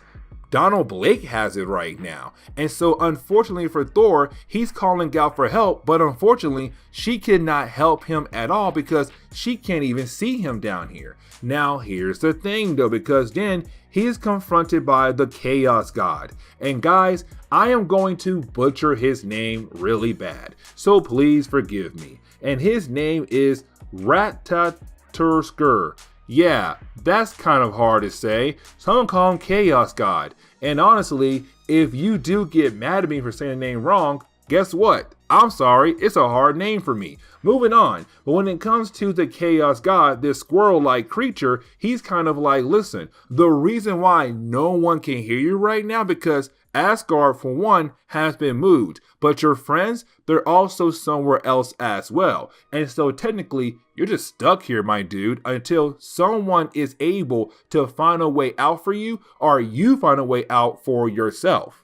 But then we jump back over to Lady Sif, Beta Ray Bill, and also Volskir, who are right now in the Dimension of Blood. Now, when it comes to Dimension Blood, it's one of those random places that Thor has been to in the past. And matter of fact, this is an area where technically he has saved the people of this dimension and they love Thor a lot. And matter of fact, because our 3 heroes here are friends of Thor, they're kind of like, oh, you're friends of Thor? That's great. We love Thor, which means we love you as well. And of course, they give them a bunch of food. Now, with that being said, it's Lady Sif right now trying to find a way out of this realm to get back to Asgard, but to also stop Donald Blake. Now, she does go check up on Beta Ray Bill because he was badly beaten by Donald Blake to the point where right now he's in his regular form. That right there, kind of scary. Now, with also being said right now is that she's trying to find a way out of this dimension. Unfortunately though, there's no easy way out unless they use the Bifrost. And right now the Bifrost is with Donald Blake. Now you do have Beta Ray Bill say, don't worry, I have a backup plan. And that would be Lockjaw. Of course, Lockjaw being the dog that belongs to the Inhumans. But when it comes to Lockjaw, he has the ability to teleport almost anywhere in the universe, or technically all dimensions as well. The problem is though, Lockjaw is busy at the moment because right now, Lockjaw has to help out another friend who's in danger right now. And matter of fact, that friend is going to be very important for this storyline right here. But getting back over to the dinner between, of course, Donald Blake and Jane Foster, this dinner right here takes a turn for the worse. And what I mean by that is, you have to remember, Donald Blake is right now trying to go after anything that Odin made, but he has no idea that technically so was Jane Foster. Now, it's not like Odin made Jane Foster. What I mean was that she was a Thor, but on top of that, she's right now a Valkyrie, and that right there is going to be a huge problem. But on top of that is Jane realizing that when it comes to Donald Blake, there is a lot of holes right now when it comes to his memories, because right now he has no idea or remembers that she was a Thor for a good period of time. But on top of that though, right now she is a Valkyrie. But once she does remind him about that, he freaks out in his mind where he wants to kill her, but also drain the energy out of her, drain the Odin force out of her for his own purpose. But of course, he cannot do that right now. And so he's kind of like, okay, I am going to step away.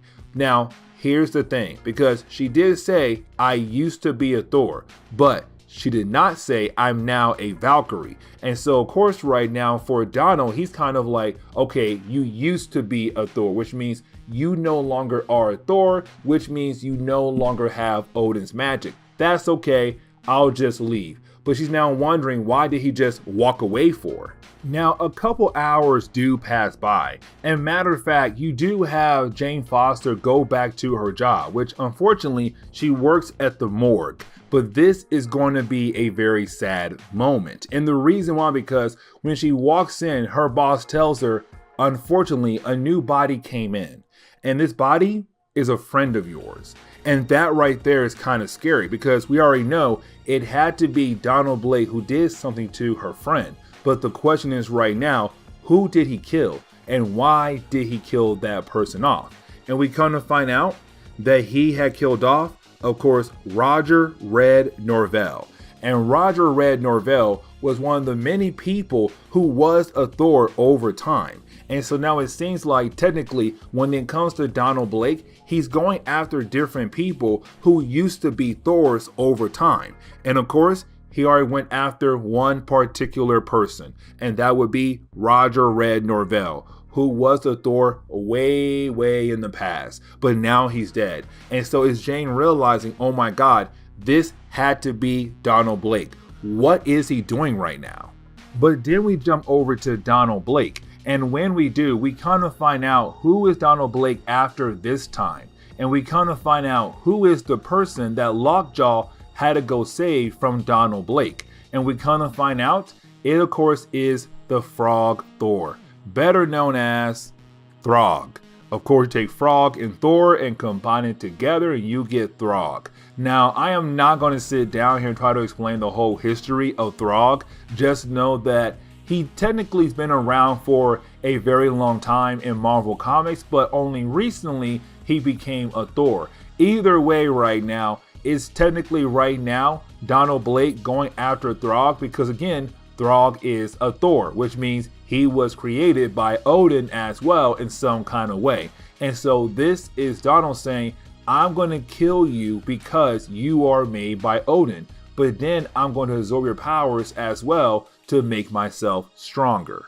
And so when we get into the 4th chapter of the storyline, we actually just pick up with the idea of Throg fighting against Donald Blake. Now, when it comes to their battle, it does go on for a few pages. But here's the thing though, because earlier we saw Donald Blake be able to fight against other people so easily. And so when it comes to Throg, he actually has a challenge. And that shows you right there that technically when it comes to Donald Blake, he's on another level, because again, he does have some Odin magic inside of him. And so with that Odin magic, he's kind of able to fight against other people so easily. But now he's fighting against a Thor. And even though this is Throg, a Thor frog, is still a very powerful character. And so it does make for a interesting fight at first, where technically they're at even level. And it seems like then Throg might be able to actually win the battle. But Donald Blake is not going to give up so easily.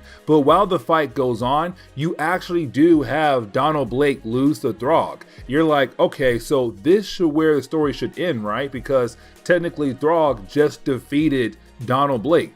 This is where the story should end at. Except when we get into the next section, we actually pick up with Jane Foster. And when we do, it's Jane Foster right now getting a call from Tony Stark. But ignore that part right there, because then out of nowhere you have Throg and Lockjaw just crash right in front of her, and she's wondering what in the world is going on. But when she looks up, she does see Donald Blake once again, except this time Donald Blake is right now absorbing the energy from Doctor Strange. Now, this is actually a huge callback. And what I mean by that is, there was a moment in Marvel Comics where Doctor Strange lost the title of the Sorcerer Supreme. And matter of fact, Loki took over that role. And so right now, it's reminding us what Strange had to do to get the role back, to get some magic from the World Tree. And that right there is very dangerous. And what I mean by that is because right now you have Donald Blake realize where all the magic is coming from. The actual source of the magic is coming from the World Tree. And so even though he did absorb most of the energy of Throg and also, of course, Doctor Strange, it's now Donald Blake saying, I'm going to the source, which is the World Tree. Now, of course, you do have Jane Foster show Donald that she is now the new Valkyrie. But right now, he no longer cares, because right now, he's heading for the source of all magic for, of course, Asgardians. And matter of fact, we see him go straight there. He begins to hack away at the tree to hopefully get deeper inside the tree so that he'll be able to get his hands on the source of the energy of the world tree.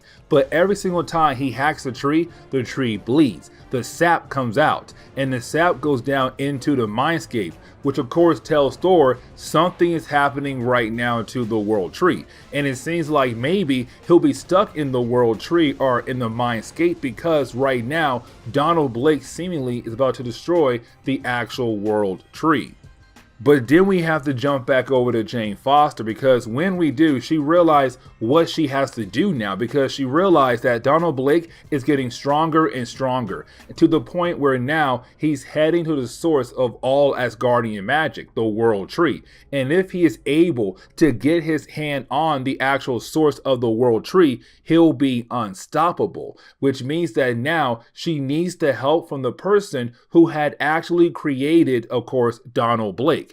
And that would be the one person, Odin. And that right there is very huge, because she goes to a nearby bar, she finds him and says, I need your help, because technically your creation is about to end everything, and your son technically cannot do this by himself. He needs his father. And you see Odin right now being a drunk at the bar, and it's kind of like, dang, what happened to Odin though?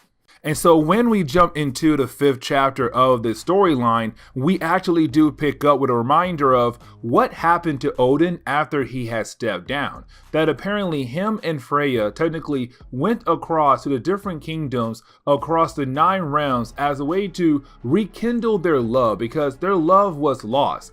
Unfortunately though, as they went on their adventure, the love lost just kept getting worse and worse, to the point where technically right now it seems like him and Freya are no longer together. Now with that being said, getting back over to the present day, you have Valkyrie technically begging Odin to help. Now he has no idea at first here that technically the reason why she is here because of Donald Blake, but then she's like, listen, your son Thor needs your help right now. Thor is locked away.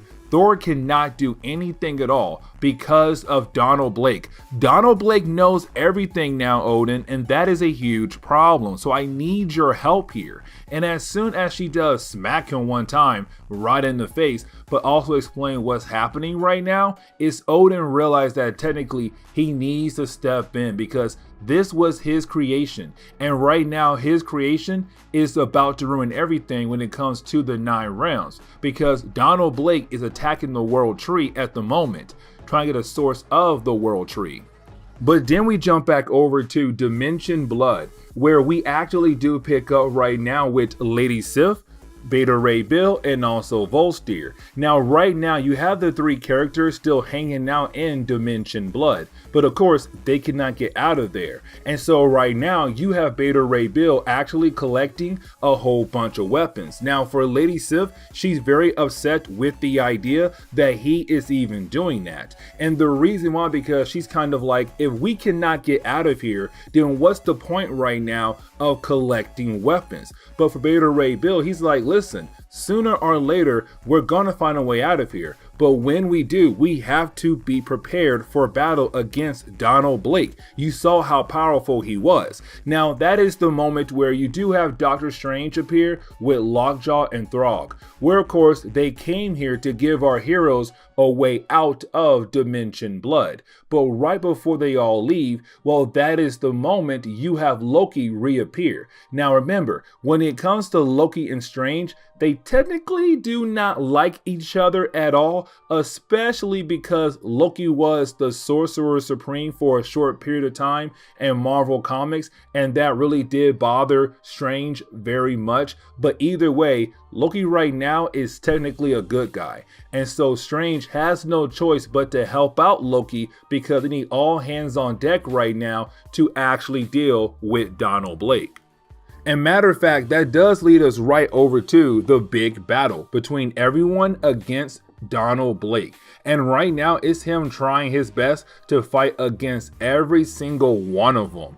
And honestly, it is one heck of a section. The artwork in this book is beautiful, guys.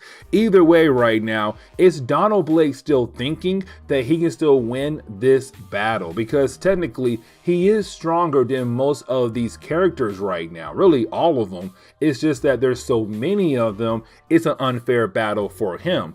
But we have to remember, Odin is not old school Odin right now, because all the power Odin had, he gave it to Thor when Thor became the All-Father of Asgard. And so right now, this is just a lower level Odin. But again, there's still too many characters right now for Donald Blake to actually deal with. But then you have Odin say, oh, things are about to get a whole lot worse for you, Donald Blake. Because you have Odin say, while you were cutting away at the tree, you have to realize the sap was also bleeding into the ground, but also going into the lower areas of the actual tree. And underneath the tree is the mindscape. And of course, that right there tells Thor he now has a way out of the mindscape. You technically cut a path for him to get out of the mindscape. Now, here's the thing though, because right now, Donald Blake is actually using the body of Thor, which means the soul of Thor is still locked away in the mindscape, but his soul can actually escape, because thanks to the ravens, they can take his soul and put his soul into something else to actually use so that he get his body back from Donald Blake. Now, technically for Donald Blake, he does not care even if Thor gets out, because he still feels like Odin owes him something. And what he wants from Odin is a life for himself. He's doing all of this to have the chance to actually live correctly, but away from Thor, to have his own personal life. That is why he's here right now doing what he's actually doing. But you have Odin say, no, because I created you. And I technically use you for what I made you for. And so technically I'm done with you. And so in reality, you should be unmade. It was my son who gave you the ability to stay alive even after I was done with you. But then you actually have Thor come back. Now, it's not Thor, because remember, his soul was taken out of his body and his soul was put into something else to give him the ability to escape the mindscape. But we kind of find out that right now he is in the Destroyer armor. And so technically right now, Thor is back and Thor's soul is going to use the armor as a way to fight against Donald Blake and finally end all of this nonsense. And so when we get into the final chapter of this storyline, it's really more Thor fighting against Donald Blake. In reality, it's really more of Thor fighting against Thor. But either way, it's Thor right now in the Destroyer armor and using the armor as a way to fight against Donald Blake. Now, at first, it's just those two characters right there. And matter of fact, the battle goes on and on for a amount of pages. But here is the thing though, because then you have Donald Blake say, you know what? Let me use Thor's hammer, because technically I am Thor as well. And so he is able to call for the hammer. But then you have Odin say, nope, I'm the one that created the hammer. So I'm the one who is going to control the hammer. But then you have Beta Ray Bill say, no, actually I'm the one who is going to use the hammer. Literally, it was like hot potato right there. Either way, you have Beta Ray Bill say, give me the hammer. I'm back to being classic Asgard Beta Ray Bill. Let's go. And then you have Beta Ray Bill help out Thor to defeat Donald Blake. But here's the thing right now. What do you do with him?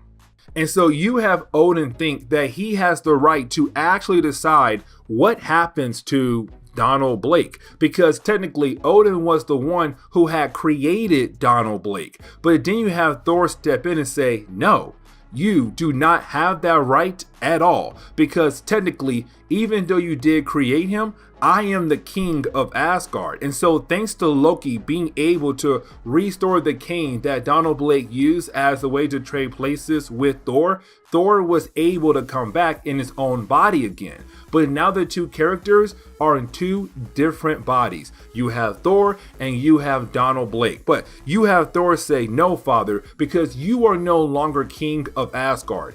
I am. But on top of that, when I look at Donald Blake, I look at someone who's hurt right now, someone who needs help. But at the same time, though, I look at him as a brother.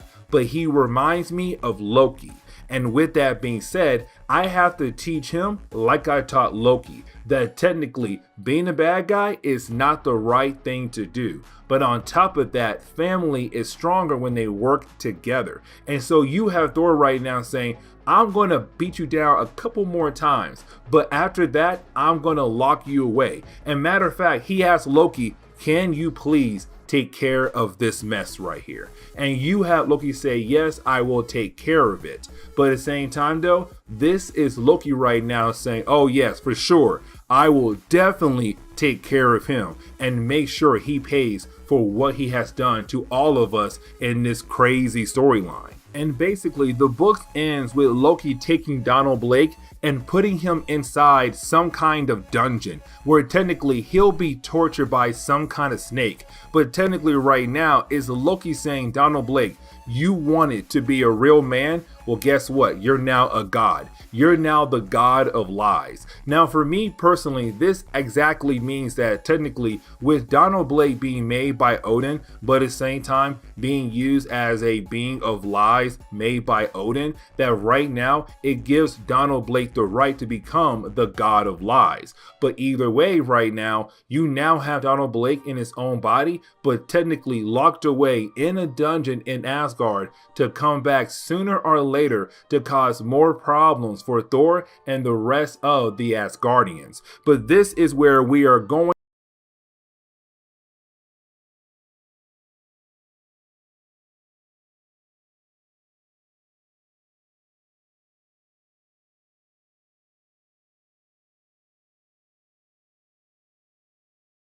Up with Thor, he's depressed, he's sad, and the reason why, because this man has gone through a lot. The Black Winter showed him a future where he died by the hands of Thanos, but on top of that, he had to deal with Donald Blake as well, and Donald Blake almost locked him away forever. And on top of that, his hammer is beginning to not work for him. He's beginning the process of being unable to lift the hammer. And so it seems he's beginning to become unworthy for his hammer. He also feels like he's a horrible king. He is not living up to what his father was, or the one before his father. And so he believes that he is a failure. And so while you have everybody just celebrating, drinking, having a good time because they were all able to work together to stop Donald Blake, Thor says, why are you celebrating? Why? Now again, no one knows about the future he saw, where he died by the hands of Thanos. No one else knows except him and the Black Winter. And so this is Thor saying they should not celebrate because they have no idea what is about to come down the road, that I'm going to die and I'm going to be a failure as a king for Asgard.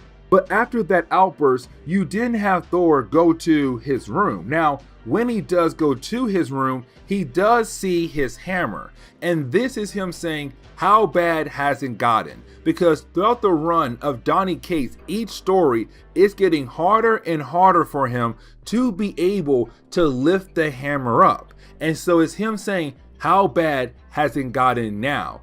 And now it's gotten so bad that he is unable to lift the hammer. But on top of that, the hammer begins to attack him like it has a mind of its own, to the point where it basically traps Thor on the ground and is saying, you are no longer worthy to pick me up or you are no longer worthy to move me. And so unfortunately, you must wait until somebody worthy is able to move me to free you off the ground. Now, luckily, that person is Loki, because we saw earlier, I think volume 1, Loki was able to lift the hammer up. And so with that being said, he is able to free Thor. Now, right after he does that, you have Thor say, "I'll be right back." And you have Loki wonder, where in the world are you going? And you have Thor saying, "I'm going to Midgard to meet with a certain person who could help me understand what in the world is going on with me and my hammer." And so when he does arrive in Midgard, Earth, he does see the Avengers fighting against an army of robot monsters. Now, when it comes to these monsters, they're not that important for this storyline. It's just the Avengers doing some Avengers stuff. Either way, you do have Thor appear, and once Thor does appear, he does help the Avengers deal with this problem, because he came here to talk to one particular person, and that would be Steve Rogers, Captain America, because he feels like Steve could possibly help him work through his problem when it comes to his hammer. But this is a Thor who did not come to Earth for pleasure. He didn't come to Earth to hang out with friends. He came to Earth for business, to figure out what in the world is going on with his hammer. And he's hoping that Steve Rogers can help him work through it. Now, here's the thing, because he is so focused on his mission right now, when you have Iron Man try his best to crack a joke with Thor, Thor shows Iron Man that he is not here to have fun. He's here for business. And so he continues to walk closer to Steve Rogers. Except once he's able to get close to Steve Rogers, well, that is when you have the hammer begin to go crazy again, to the point where the hammer actually attacks Steve Rogers. Now, luckily for Steve, he was able to use his shield as a way to protect him. But you have Steve very confused on what in the world just happened, because right now to the Avengers, it looks like Thor is unable to control his hammer. And so Steve realized how important this conversation they're about to have could actually be. And so when it comes to Steve Rogers and Thor's conversation, you have Thor ask Steve one question right off the bat. He said, "Hey, Cap, when was the last time you and I saw one another?" Now, this is a very good question to ask, because right now it's Steve saying, well, the last time I saw you, you and I worked together to fight against Null. We also dealt with the Phoenix problem as well. So I have to say, very recently. But you have Thor say, yeah, here's the thing. I do not remember at all. And what he is saying is that because he's been alive for so long, his entire life is beginning to blur together. And so unfortunately, he is beginning to forget different things. Now, this leads into the actual conversation about the hammer. And you have Thor say, I am no longer worthy for my hammer. Now, the reason why he is saying that because when Odin made the hammer, he made the hammer to be used by Thor as a way to protect Asgard on the front lines. But Thor was a warrior back then, not a king. And so right now, he is a king. And so what Steve and Thor is saying that when it comes to the hammer, is Thor right now have to prove that he's worthy, but not as a warrior, but as a king. And so that is very important, because let's not forget, Thor feels like he is a failure so far as King of Asgard, as the All-Father of Asgard. And so he says, I'm going to leave my hammer here in Avengers' home while I try to figure out how to prove the hammer that I am a worthy king, that I am a great king. And so you have Thor literally leave his hammer in the home of the Avengers. And so as we jump into the next chapter, well, we are able to explore more of the nightmare that Thor has been having every single night, where you have Thanos being the one killing off Thor with his own hammer, but also with the Infinity Stones. And so in this nightmare, it's just Thanos just wrecking Thor. But you also have Thor beg to say, please do not do this. Please stop. Like, what are you doing? Why are you doing this? And you have Thanos say, gods do not beg. Kings do not beg. And basically right now, you are begging. When I last checked, I thought that you were a king. And you have Thanos give Thor one last single blow. But we come to find out that he is actually telling this nightmare to Jane Foster. Now remember, Jane Foster was a lover for Thor for a very long time. Now over time, she also became a Thor as well, when Thor was no longer worthy for his hammer. But on top of that, after she was Thor, she became a Valkyrie. Either way, these two characters, they still have a very close bond with one another, even though they're no longer in love with one another.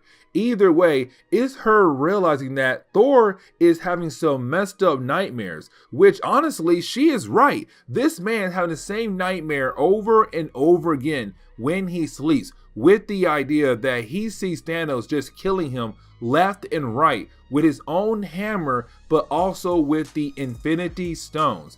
And so she's wondering, hey, what is really going on with you?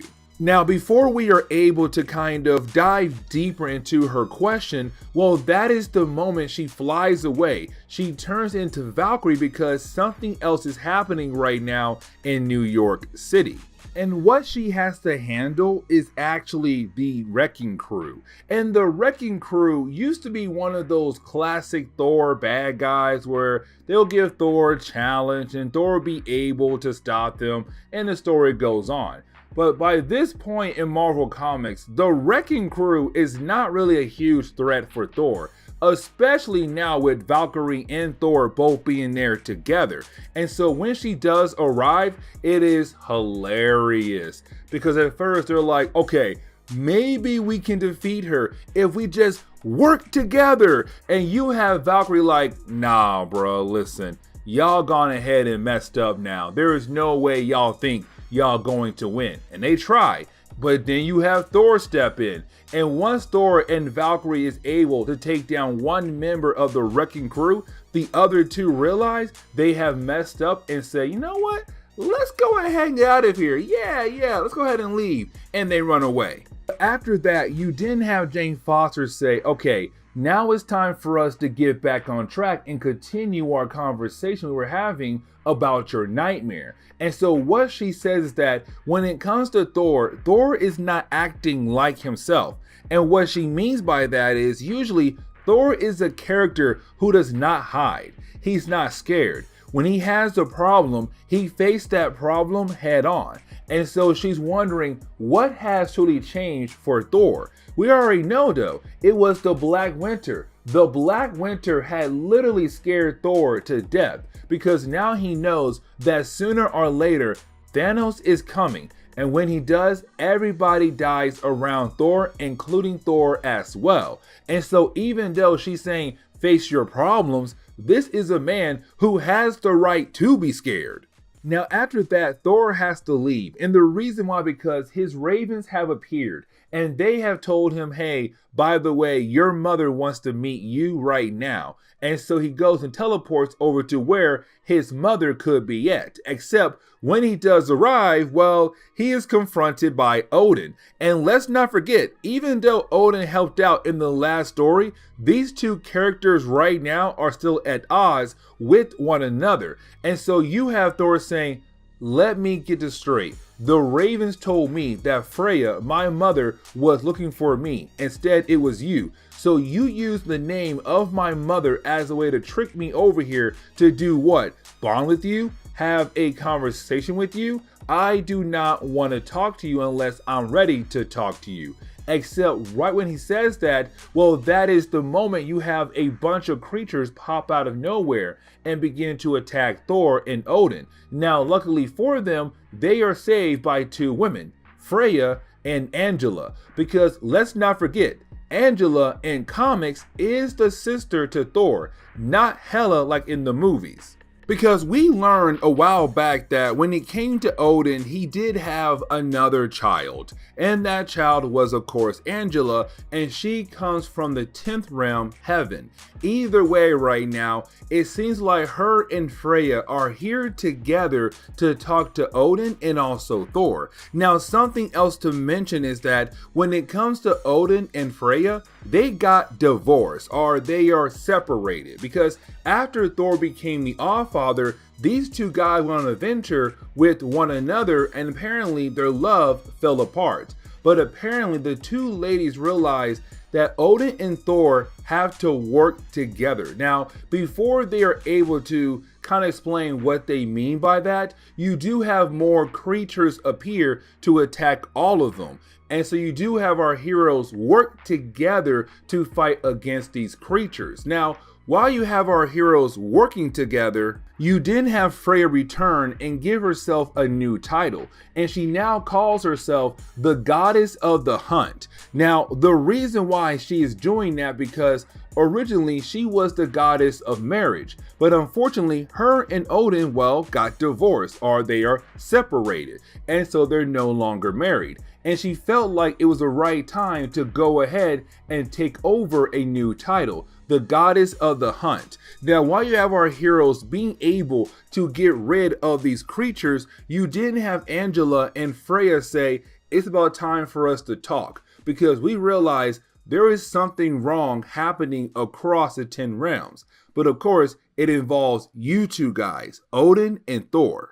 And what she is trying to say is that right now, with Odin and Thor not getting along and not trying to work together, this could cause a whole lot more problems down the road. Now, what they mean by that is they have been watching Thor, and they realize that ever since Thor became the All-Father of Asgard, unfortunately, he has not been a great king. And it seems like right now, he is going through a lot, mentally and physically. And they are talking about the Black Winter, Galactus, Donald Blake.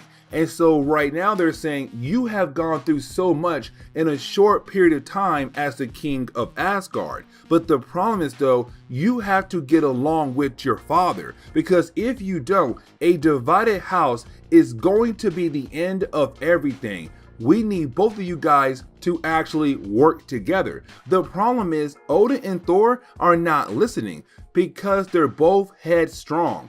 And so with them both being headstrong, they're like, listen, it's his fault. No, it's his fault. But in reality, it's both their faults, because right now, a lot of different problems that has been happening across Asgard in the other 9 realms is because of Odin especially, but also Thor.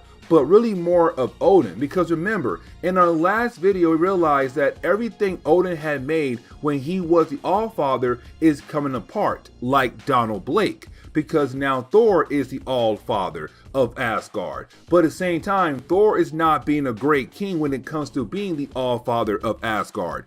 Either way, you have Freya say, hey Angela, take your father away, so that Thor and I are able to have a conversation with one another. Now, let's not forget that Freya is not the biological mother of Thor. Matter of fact, it's someone else completely. But because she was there to raise Thor up, they are technically mother and son. They have a very close bond with one another. But with that being said though, right now you have Freya say, I have been watching you.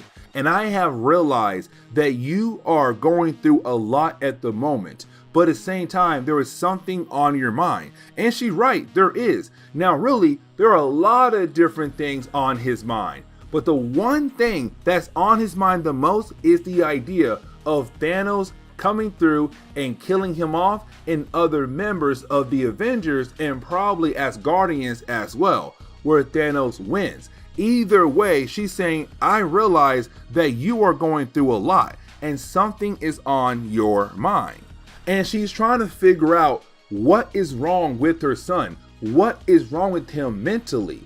And let's not forget, one more time, not everybody knows about what the Black Winter has shown. And so when it comes to Thor, when his mom says, hey, everything is going to be okay. Why are you sad? What is on your mind? He says, I'm afraid about the idea that I would not be able to have children to actually raise, to show them a way of how to be a great warrior and a future king. Now, when it comes to Freya, she's saying, what do you mean by that? Because you'll have the ability to be a father, to have children. What are you talking about? But at the same time, again, Thor is not telling her what he saw when it came to the Black Winter. And so because of that, he's all like, no, because I'm going to die and lose that chance to be a father, but also be a husband as well. But to go ahead and wrap up today's video, you didn't have Thor get a call from the Avengers. And right now you have the Avengers telling Thor some bad news, because let's not forget, he left his hammer back with the Avengers on Earth. But they're calling him right now to say, hey, your hammer just disappeared. And this is the ending of today's comic book video. So with that being said, please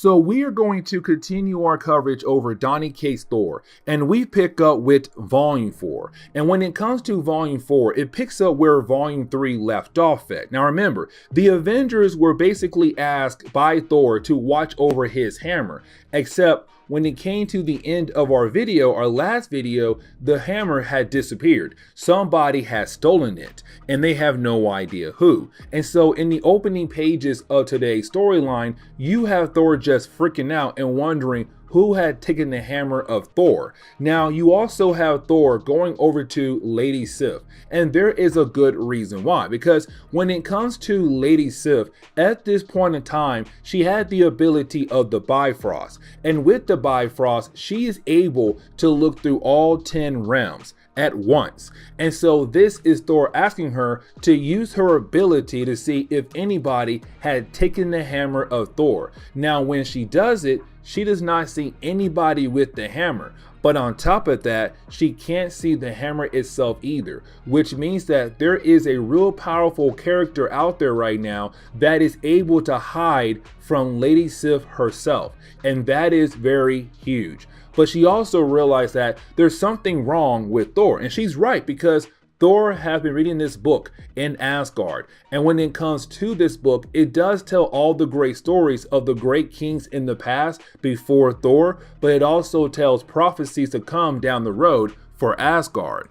And one of those prophecies is that there is going to be a huge battle between Thor and a new god, the god of Hammer. And apparently the god of Hammer is going to be using the hammer of Thor against Thor and most likely kill him off. And when he dies, well, then the entire universe, or the 10 realms, will be reshaped in that god's image. And the question is right now, who will become the new god of Hammer? We then jump over to the Black Hand of God.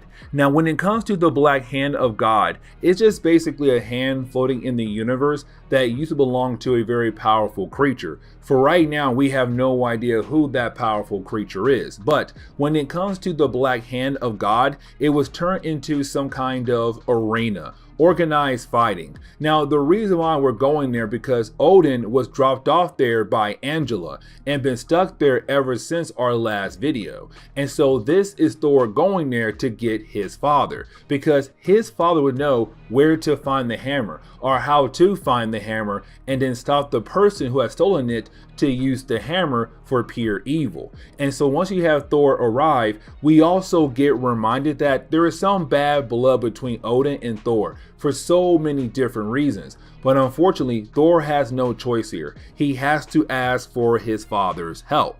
But you also have Odin tell Thor that everybody in the 10 realms know that Thor's hammer is missing. Like, word spread very fast, even to Odin here at this organized fighting arena. Either way, he does agree to help Thor find the hammer. And so they both leave to continue the process of to hopefully figure out who had taken the hammer of Thor.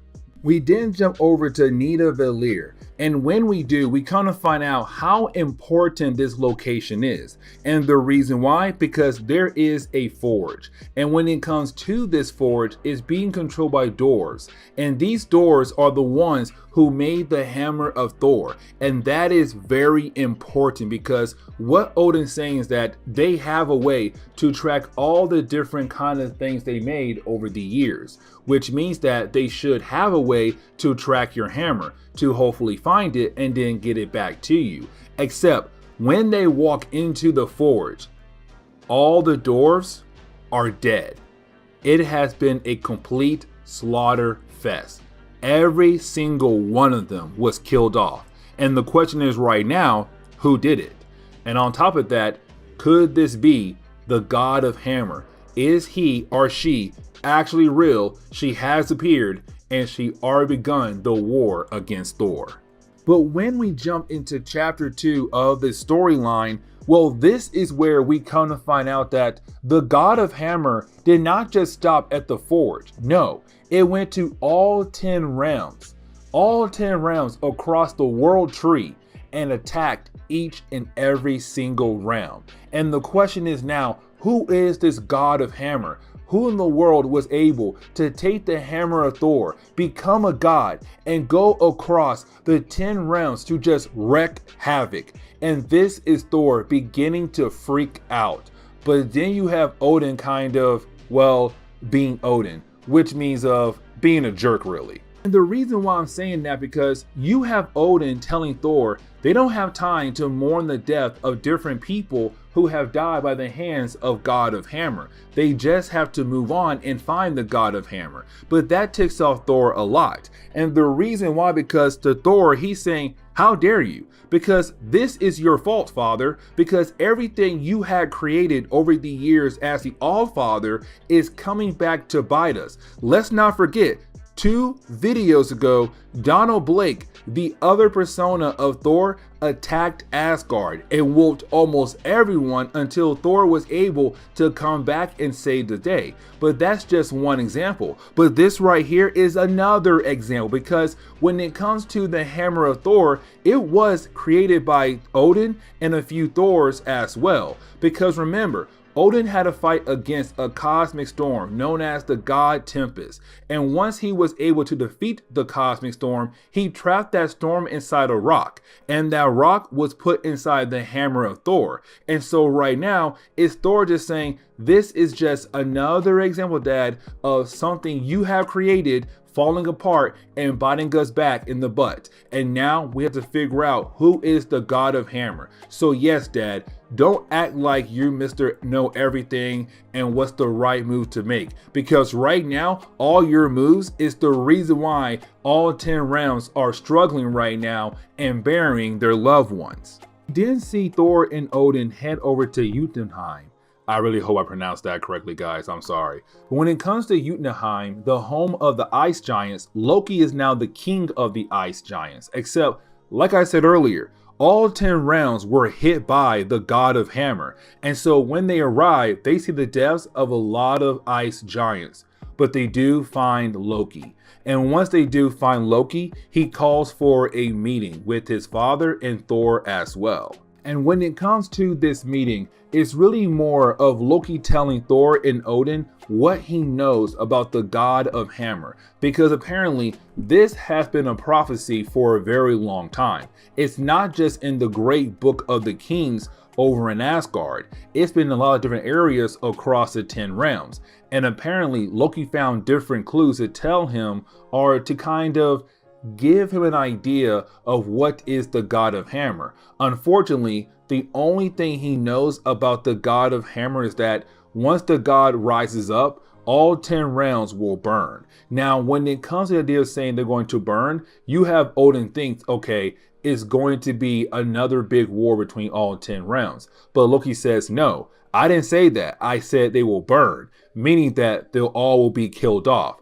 The great God of Hammer will go to all realms and kill every single person in each realm, and then try to rewrite all 10 realms in his own image once he killed everybody off, including the All-Father. But then you have Loki say the other 9 realms besides Asgard believes that Asgard was the one behind the attacks. And so with that being said, you have the 9 realms thinking of coming together and attacking Asgard. Luckily, Loki has been able to hold them back for the time being. But the question is right now, for how long? Now you have Thor and Loki wonder if Odin knows who is the god of hammer. Unfortunately, he may have an idea, except right before he's able to tell his son who could it be, Lady Sif appears because something big happened down on Earth that Thor has to see. And we come to find out what happened on Earth. See, the god of hammer did not just attack the 10 realms or the other 9 realms besides Midgard. He also did attack Midgard, but he attacked one specific area, and that would be, of course, Broxton, Oklahoma. And this is very important because this is where Thor came from after he came back to life again after Ragnarok, where all Asgardians stayed at in New Asgard that had floated right over Broxton, Oklahoma. And the people of Broxton and the Asgardians, they got along. They're very close. They look up to Thor. And so right now, when Thor goes back to that town, he sees it has been completely wrecked, which means that the god of hammer is not just going after, the 9 realms. He's going after different areas that are close to Thor as well, like Broxton, Oklahoma. But just seeing how bad it looks, you have Thor try one more time to call for his hammer. And his hammer does fly towards him, except the hammer is not stopping. It's literally about to crash into Thor. And this is where we kind of find out who is the god of hammer, because after you have the hammer of Thor just crash into him and he's all like, I can't move it. Why can I not move the hammer? The hammer itself began to attack Thor left and right, beating down on him. And he's wondering what in the world is going on. Why can I not just control the hammer? Why can I not get up at all? And this is where we kind of find out who is the god of hammer. It's Mjolnir itself. Yes, you heard that right. Mjolnir is somehow controlling itself in this lighting form body and saying that it is the god of hammer and is going to wreck everything in sight, starting off with Thor, the All-Father of Asgard. And so that is when we jump into the 3rd chapter of this storyline. And let me tell y'all, this 3rd chapter is all Thor getting his butt whooped. I mean, homeboy is getting his butt whooped by Mjolnir. It's literally just going around beating up on Thor left and right. But Thor's wondering how in the world is this possible for Mjolnir to be able to take an actual form and use itself as a way of a weapon to use against Thor, but at the same time wondering why did his hammer turn against him for? What did he do to deserve this actual moment? And so while you have Thor wondering what in the world is going on, you also have Odin try to step in as well to help out. But unfortunately, no matter what, the hammer just keeps coming back and beating down on Thor and Odin itself. But this does lead into us figuring out what in the world happened to Mjolnir. And so as we dive into the reasoning of why Mjolnir doing all of this for, well, we kind of find out that it all goes back to what Jane Foster did as Thor. And remember, she was Thor for a very long time, except what happened was at the end of her run, she was fighting against a creature known as Mangog. And Mangog is the form of billions of spirits full of rage coming together to create Mangog. With that being said, when it came to Mangog, he was a very unbeatable beast. He was hard to be stopped. And so Jane Foster had a hard time stopping it. But what she had to do was she attached the hammer known as Mjolnir to the great beast and threw both of them into the sun to burn him alive. Where of course he did die in the sun, except Mjolnir did not die. Now, at the end of that, we were left to believe that basically Mjolnir just stayed there until Mangog had burned alive and just turned to ash, and then just came back to Earth to be with Thor. Except we kind of find out that is not completely true. What happened was Mangog's spirit combined with Mjolnir into one.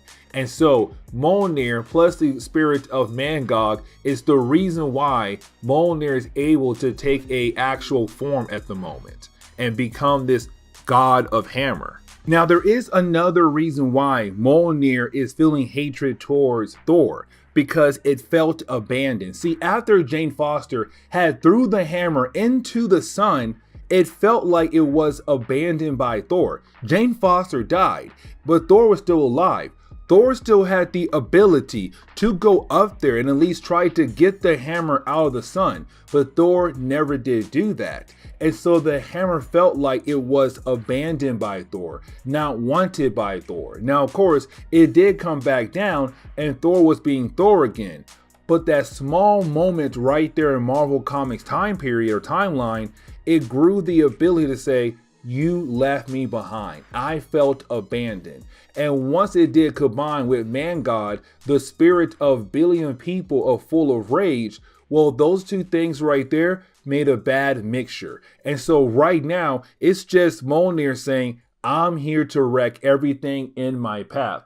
But on top of that, you also have some help come in to help Thor fight against the God of Hammer. Because the God of Hammer in the prophecy said is going to wreck all 10 rounds and rewrite all 10 rounds in its own image. And so you have Asgardian soldiers arriving to battle against Mjolnir, the God of Hammer. But at the same time, you also have some Avengers as well.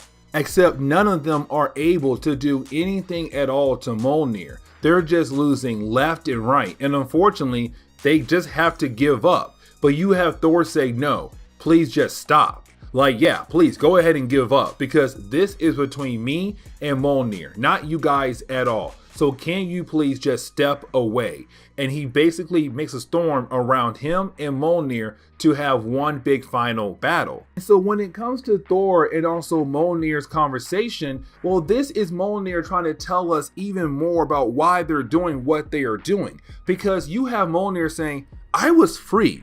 I was just a cosmic storm out there in the universe minding my business. But here comes your father putting me inside a rock, and that rock inside a hammer, and then gave that hammer over to you. I was trapped. Now, I did feel some kind of love with you, but at the same time, I was a free being.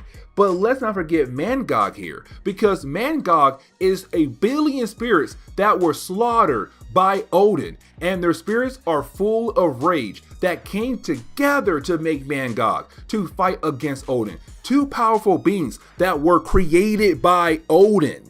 And so right now you have Mjolnir saying this is all Odin's fault. He is doing all of this. It's his fault that technically we are the way we are. We also come to find out these two guys are the reason why Donald Blake found out that he was not real, that he was a creation made by Odin to be just another persona for Thor to use on Earth, a human persona. And so with that being said, Thor realized, yes, this is all Odin's fault, but at the same time, Odin has to stop Mjolnir now, because if he doesn't, again, all 10 realms are going to get wrecked. Now, Thor is able to get a breathing moment by trapping Mjolnir in a bunch of rocks, only for a brief moment, but he runs over to Odin, and Odin is dying because earlier when Odin and Thor worked together to fight against Mjolnir, Odin got seriously injured, and so it seems like this is going to be the end of Odin. But you have Odin say, listen, to truly become the actual All-Father of Asgard, you need one more thing. You need the Odin Force, but the only way to get the Odin Force is if I die and give it to you. Now for Thor, he realized, wait, what do you mean you have to die? Because when it comes to the Odin Force, it just can't be passed on to you and, both guys survive. Unfortunately, when it comes to the Odin Force, Odin has to die to give it to Thor. And so Odin dies in the hands of Thor, but once he does die, the Odin Force goes over to Thor, and he now becomes the true All-Father of Asgard. He's even more powerful than he was originally. And so now that means he should be able to take down Mjolnir right now at this moment. And so you're now seeing in the final chapter the final battle between Thor and also Mjolnir. And when it comes to this final battle, it's really more of just Thor going all out, because now he has the Odin force inside of him along with his power as well. And he's just on another level. But when it comes to Thor, what he is trying to do is undo the magic of what Odin did to basically Mjolnir, but also Mangog as well. And honestly, he can do it now, because now he's in control of the Odin force. And with that power being inside of him, he's now able to undo everything that happened to Mjolnir.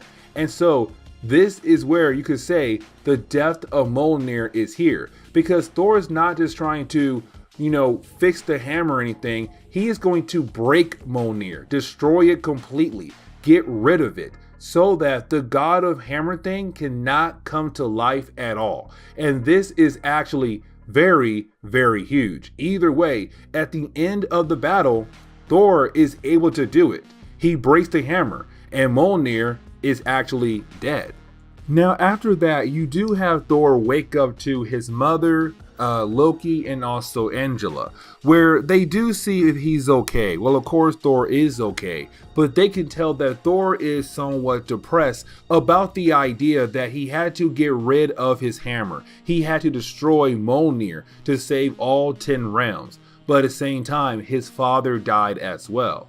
And so when it comes to Angela, she said, hey guys, listen, I know what could possibly help Thor out of this funk. Let me just talk to him real quick and then we'll come back later on. And so she takes Thor over to the armory in Asgard. And once they walk in, we come to find out that the angels of heaven was able to put Mjolnir back together for Thor, which honestly is a great thing to see.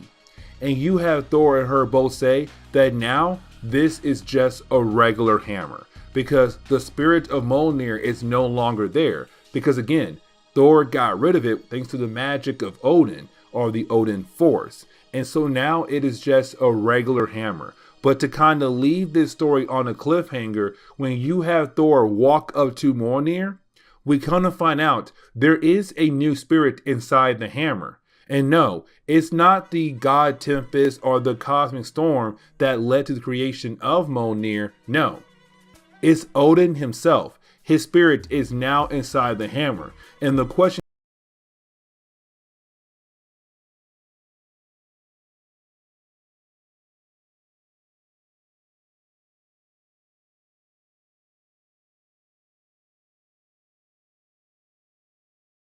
Okay, so we are going to continue our coverage over Donny Cates Thor, and we pick up with Volume 5. Now remember, in our last video, we saw a few things happen, but the most major thing to happen was Mjolnir was once again destroyed, because the soul that was trapped inside of it, well, went a tad bit crazy and fought against Thor, and unfortunately, he had to destroy his own hammer. Now, it was rebuilt, except it was rebuilt with a new soul trapped inside of it. That new soul is no other than Odin, and so now Odin is part of Thor's hammer. Now, we did skip over a particular storyline known as Banner of War. Banner of War was a crossover between Thor and Hulk, where you did have Thor turn into a Hulk, went a tad bit crazy, and also destroyed the Bifrost. Now remember, the Bifrost is technically used by Asgardians as a way to travel across the 10 realms. With that gone, well, most Asgardians except Thor and Loki are unable to travel across the 10 realms. And with that being said, you also have Thor very worried about his future, because he had a vision where he basically saw Thanos coming back and just beating down on everybody, especially Thor. And the thing is, he got this vision from the Black Winter, and the Black Winter usually shows you how you are going to die. And so the Black Winter showed Thor how he was going to die, by the hands of Thanos. And so this is Thor just freaking out about a whole lot of different things currently going on in this series. And that is the moment where you have Loki appear. Now, the reason why Loki is here for is because mainly to check up on Donald Blake. Because remember, back in, I want to say, volume 2 of this series, Donald Blake went a tad bit crazy. Now, if you're new to Thor comics, Donald Blake was the human persona to Thor back in the early days of Thor comics. And then in recent comics, they were technically separated from each other, except when it came to Donald Blake, he was being kept in some kind of mindscape where he was able to live a peaceful life, to only find out that he was never alive at all, that he was actually created by Odin. And so once he found out, well, you had Donald Blake go to war against Asgard. Now he was stopped, but he was locked away in a chamber underneath Asgard. And the thing is, Loki is the one who is currently torturing him in that chamber. But no one else knows about the chamber, and no one else knows what Loki is doing to Donald Blake. And so right now, it's just Loki coming by here to check up on Donald Blake. Except you have Thor wanting to figure out how to fix the Bifrost. And so he is currently asking his brother Loki to once again help him out. And that's the thing, this entire series, you have Loki always being there for Thor in many different ways. Either way, it's Thor once again asking his brother to help him out, to find a way to fix the Bifrost. And so we pick up with Loki, Thor, and Lady Sif currently right now trying to figure out a way to fix the Bifrost. Now this is the moment where you have Loki tell Lady Sif and also Thor and us the readers that when it comes to the Bifrost, it's not technically gone, because it does have a connection to Asgard, a magical connection. The only problem is though, it needs a physical form there so that Asgardians can use it once again as a way to travel. And so is Loki saying we have to move all the pieces, the broken pieces of the old physical form to make way for the new physical form of the Bifrost so that it can be used properly once again. Now, this is Loki saying we should call in the heroes of Earth, of course the Avengers or any other team out there, because hey, they can help out with this situation. Except for Thor, it's more of this is an Asgardian problem, meaning that only Asgardians should handle this problem, nobody else. Now that does tick off Loki, but he's still going to try to fix the Bifrost. And so his goal is to open up a portal and send all the old pieces through that portal somewhere else. Now the thing is though, when he does open up a portal, it does open up to Limbo. And that is a huge problem. The reason why? There are different kinds of creatures in Limbo who could easily escape into Asgard.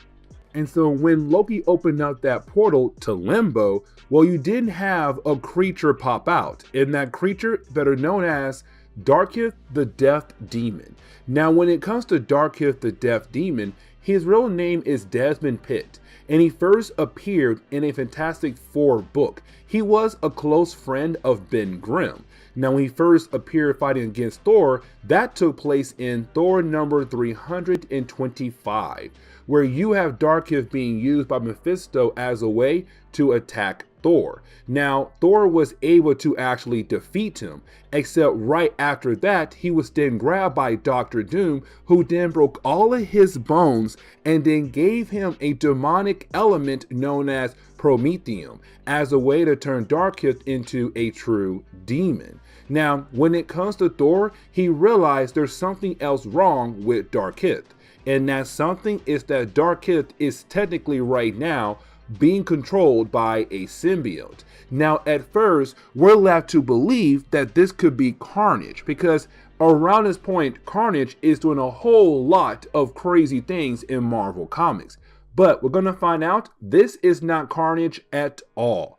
Either way, with this new symbiote that's currently taking over the body of Darkith, they do attack Thor and they do some heavy damage to Thor, Loki, and Sif. But right after doing that, they escape to begin the process of trying to attack Asgard. Now, right after Darkith leaves, well, that is the moment where you do have Eddie Brock appear. Venom. Now you're probably wondering, where's Eddie Brock's body at? Because the way Venom appears in front of Thor, Loki, and also Lady Sif is very unique because it looks like there's no longer a body inside the actual Venom symbiote suit. Now, that'll be explained later on in this video what happened to Eddie Brock's body. Now, when it comes to Venom, the way he is talking makes it seem like he has not seen Thor in a very long time, which honestly is not that true because King in Black only took place, well, not too long ago. And so when it comes to Venom, makes it seem like he's been gone for centuries. And we do get a hint that this is a Venom that has been time traveling for a while, to the point where, yeah, it has been centuries since he last saw Thor and they were able to team up with one another. And so you have Venom explain who is the symbiote that's attached itself over to Darkoth. And we come to find out this is a brand new symbiote. It is a child symbiote that belongs to Bedlam, its parent. Now, Bedlam is a very unique kind of character, which honestly, I don't want to dive into it right now. I kind of want to save that until we actually jump into our coverage over Venom very soon. Either way, when it comes to Bedlam, he's another King in Black, another powerful symbiote that gave birth to a bunch of children. And this child right here has found his way to attach to Darkoth. And so it's Venom saying, if we are going to be able to actually stop Darkoth and stop that symbiote, we gotta go old school, meaning that we gotta beat it down until it finally gives up. But then you have Venom tell us that when it comes to the child symbiote, it's still learning about everything, including its host, Darkoth. And it just realized that Darkoth's body is covered in promethium, of course, a demonic element that came from Limbo. And so with that element, it does have some magical abilities where it is able to create weapons, copy someone else's weapons, and of course is right now studying Thor and his hammer. And so you have Darkoth, who is currently being controlled by the child symbiote into creating a version of Thor's hammer for himself. And so now the same powerful tool that Thor has, Darkoth has one as well, his own personal hammer, his own personal Mjolnir. Now, as we dive into the next chapter, we do pick up with, well, Donald Blake, and we currently see him still being tortured by the snake that was left behind by Loki to be part of his torturing. Now, here's the thing though, because when it came to Loki, when he left Donald Blake there, he kind of said Donald Blake will become a god, the god of lies. And so it seemed like it's Donald Blake taking steps to become that actual god. And so while being tortured, you have Donald Blake kind of be like, hey Loki, I'm beginning the process of coming back for you, but also for Thor as well. And so getting back over to the battle between our heroes and Darkoth, we come to see that Darkoth is a very strong opponent because literally without the hammer, he was already a problem for our heroes. But once you add on a hammer to it as well, he's now even stronger, even more difficult to actually defeat. And so you have our heroes just trying their best to stop this one guy. Now, this is the moment where you have Thor tell Venom they have to combine together. And this is the moment we learn what happened to Venom's body, Eddie Brock's body. We kind of find out his body was burned up, and so technically there's no longer a physical form for Eddie Brock. It seems like the rest of him has fused with the actual Venom symbiote suit, and so now him and Venom are just a complete symbiote suit that is able to move freely and also connect or bond with other people. And so it's Thor saying, listen, with you having no longer a body, you're now just a symbiote suit. So why not go ahead and bond with me so that we will be able to actually defeat this guy here? Because then we can combine our powers into one. And so you have Venom agree to that, and he does bond with Thor to make Thor Venom. Now, I will admit, this is a cool form of Thor, but the thing is, we don't get the chance to see this form for too long, because with Thor and Venom now being combined as one, it makes for one heck of a combination, a very powerful combination, to the point where Thor is able to easily defeat Darkoth with the Venom symbiote now being bound to him. And so right after they were able to get rid of the symbiote to defeat Darkoth, you have our two heroes unbond. Now here's the thing, the symbiote is gone, Darkoth is defeated, but the hammer that was created by the symbiote and Darkoth is still there, the evil version of Mjolnir. Now here's the thing, because Venom is very happy about the idea of the hammer still being around, except that is the moment where you have Thor say, you are worthy to pick up that hammer, which is kind of crazy, but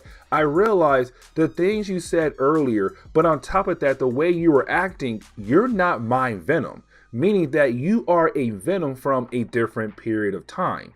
And matter of fact, that is true. Because this is Meridius. Meridius is a future version of Eddie Brock who came back in time trying to change his future because apparently his future is a dark future. Now, with that being said, when it comes to Meridius, well, it's actually a tad bit more complicated than what I just said, because over in the Venom series, there's an entire complete origin story of this character and other characters who are attached to this one right here. As a matter of fact, Meridius is tied into a time loop. So yeah, once we do jump into our Venom coverage, I'll explain that even more. Just know that this version is trying to, quotation marks, trying to change his dark future. Now the thing is though, Thor realized that this is a guy who would go do anything to change his future, meaning that he will do even darker things to hopefully bring some brightness to his future. And so as Thor is saying, I cannot let you leave with that hammer. You might kill people or do even crazier things with that hammer. And so you have Thor basically go All-Father on Meridius to destroy the hammer. And the hammer is turned into a puddle of goo. And so with the hammer now being gone, well, you have Meridius just go ahead and leave. Now he is very upset about the idea that he cannot save his supposed future, but at the same time, he tells Thor, your future is coming soon, that dark future that you're so scared of. And so you have our heroes wondering what to do next with the pile of goo. Because the thing is, the pile of goo still has pieces of the child symbiote. But while you have our heroes wondering what to do, well, you have the goo begin the process of disappearing into the hole in the ground. Now, here's the thing though, because to our heroes like Thor and Sif, they're not really that concerned. And the reason why? Because there's nothing underneath Asgard at all in their minds. It's just solid rock and that is it. But in reality, there is a hidden chamber down there. Loki's hidden chamber. And so with that pile of goo just going in the hole, for Sif and Thor, they're kind of like, okay, maybe the actual pile of goo is just trying to find a way out of Asgard. But unfortunately, it's now stuck in the ground of Asgard. But in reality, and also in Loki's mind, that goo is now going down into the chambers that only Loki knows about. And again, in that chamber is where he's torturing Donald Blake. And that goo is falling right on top of Donald Blake. And again, that goo still have pieces of the child symbiote inside of it. And so we are seeing Donald Blake technically turning into a symbiote. Not being turned into a symbiote, but bonding with a symbiote, which could mean more problems for our heroes down the road. But with that being said, this is where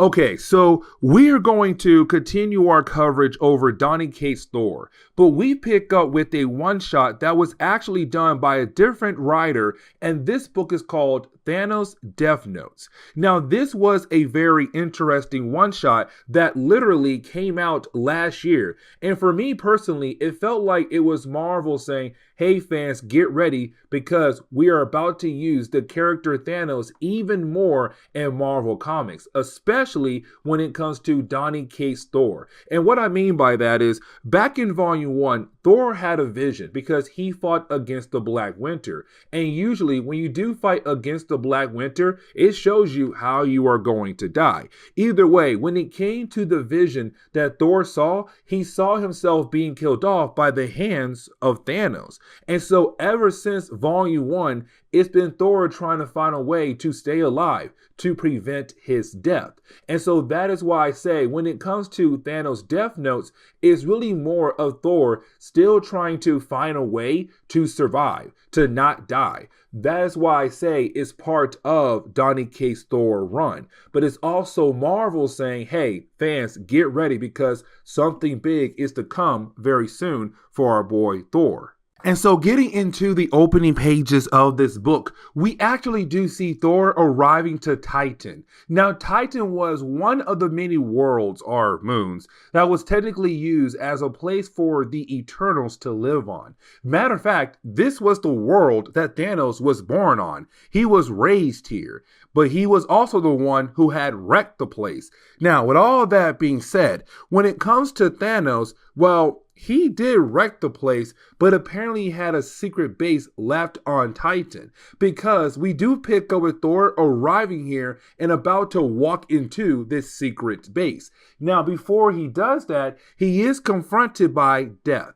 Now, when it comes to Death, she technically does represent death across the board for the entire universe. But the thing is, Thanos used to love her. He always tried his best to please her. But the thing is, the reason why Thor is here is to find out is Thanos truthfully dead or not. Now, with that being said, though, he does ask Death that one question. Hey, is Thanos dead? And honestly, she does not answer that question at all. Instead, what she does is kind of leave the idea of Thanos could be dead or could be alive out there in the open for anybody try to solve, like Thor. And so that's going to be Thor's mission to figure out, is Thanos truthfully dead or not? Now, when it comes to this secret base, it wasn't really Thanos' base at first. Matter of fact, this place used to belong to Thanos' father, and that would be Alar's, or better known as Mentor. Now, when it comes to Alar, he was kind of using this place as a way to keep tabs on his son Thanos, because Thanos is well known across the entire universe, better known as the Mad Titan, the dude that has wrecked galaxies across the universe. This dude has done a lot across the universe. Either way, apparently when it came to Alar's, he was kind of keeping tabs on everything Thanos was doing across the entire universe. Now, after Alar's was locked away, you had Thanos kind of use this place as a way to be his own secret base. But on top of that, to come back here and look over information that his father had gathered. With all that being said, Thor realized someone else has been here before him, and he realized it wasn't Thanos, but they were also looking for some kind of information. And so this is Thor saying, let me go ahead and dive into the different files to see if I'm able to learn more about Thanos, but to also figure out who was here and what were they looking for. And this leads us into the whole point of Death Note. And what I mean by that is we do pick up with Thor about to dive into all the different files that have to deal with the idea of Thanos' past. Stories or moments that we were never told about. Like, for example, Iron Man. Because one of the first times Iron Man had a run-in with Thanos, it was actually a robot Thanos that was pretending to be the real Thanos. But at first, when it came to Iron Man and Drax the Destroyer, they had no idea. But once they were able to stop this robot Thanos, they realized, oh, it's just an android and that is it. And so you had Iron Man take the robot back to Earth and began to study the actual robot to learn more about it. Because when it comes to Iron Man, he's great with technology, except at that point in Marvel Comics, he was still early in his career as Iron Man, still kind of learning how to be a hero, but also still kind of new to alien technology like a robot Thanos. And so unfortunately, he had a hard time understanding how in the world this tech actually worked. But his goal was to go ahead and destroy the actual robot because he got tired of trying to figure it out. But that is the moment where we come to find out the robot comes to life and it has a message for Iron Man. Do not destroy this robot. Now, this message comes from Thanos, but apparently from the future. And what I mean by that is you had a robot say that Thanos is actually the ruler of time and space in the future. That this moment right here is only a reflection to a past version of the main Marvel universe that Thanos is currently studying to make sure that in the future he does become the ruler of time and space. And so when it comes to the robot Thanos, he's telling Iron Man, do not destroy me. This message comes from my creator, the real Thanos. If you do that, he is going to torture you until the end of time. And so if you rather not be tortured, you better go ahead and not try to kill me off. Let me live as a robot. Now, when it comes to Iron Man, he cannot believe in the idea that in the far future, Thanos won. That in the far future, he is the ruler of time and space. And this moment right here is only a reflection of the old version of the main Marvel universe. But you have the robot show Iron Man different kinds of visions of this future to kind of tell Iron Man, no, what I'm telling you is the honest truth. Now, the story kind of ends on that note right there. But apparently, this was an actual moment in Iron Man's time, in Marvel's timeline. And that right there kind of shows why Iron Man is somewhat scared of Thanos for different reasons. But that is the moment where we actually pick up with Lady Death. Now, when it comes to Death, she is a cosmic being. What I mean by that is, when the universe was born, so was she. She has a twin, Eternity, but when it comes to her, she represents death because death is so important when it comes to the life cycle of the universe or for any kind of being across the universe. And so with that being said, when it comes to your death, it's because of her. Now, all that being said, Thanos has always been trying to impress her by trying to kill off people or kill off a wave of people in different kinds of ways because he wants to die to be with her. He loves death so much. Now, when it comes to death, sometimes she does appear as a lady and sometimes she appears as a skeleton. Now, here is another thing because sometimes her appearance changes when it comes to a different kind of species. Either way, when it comes to death, like I said earlier, her and Thanos have some kind of huge love for one another. Now, even though we've seen Thanos always trying to impress her, always trying to be with her, we kind of find out Death was not the first woman that Thanos loved, that there was another woman that Thanos loved. And that would be a new character that was created for this particular book. And that would be Corella or Carella. I like Corella better.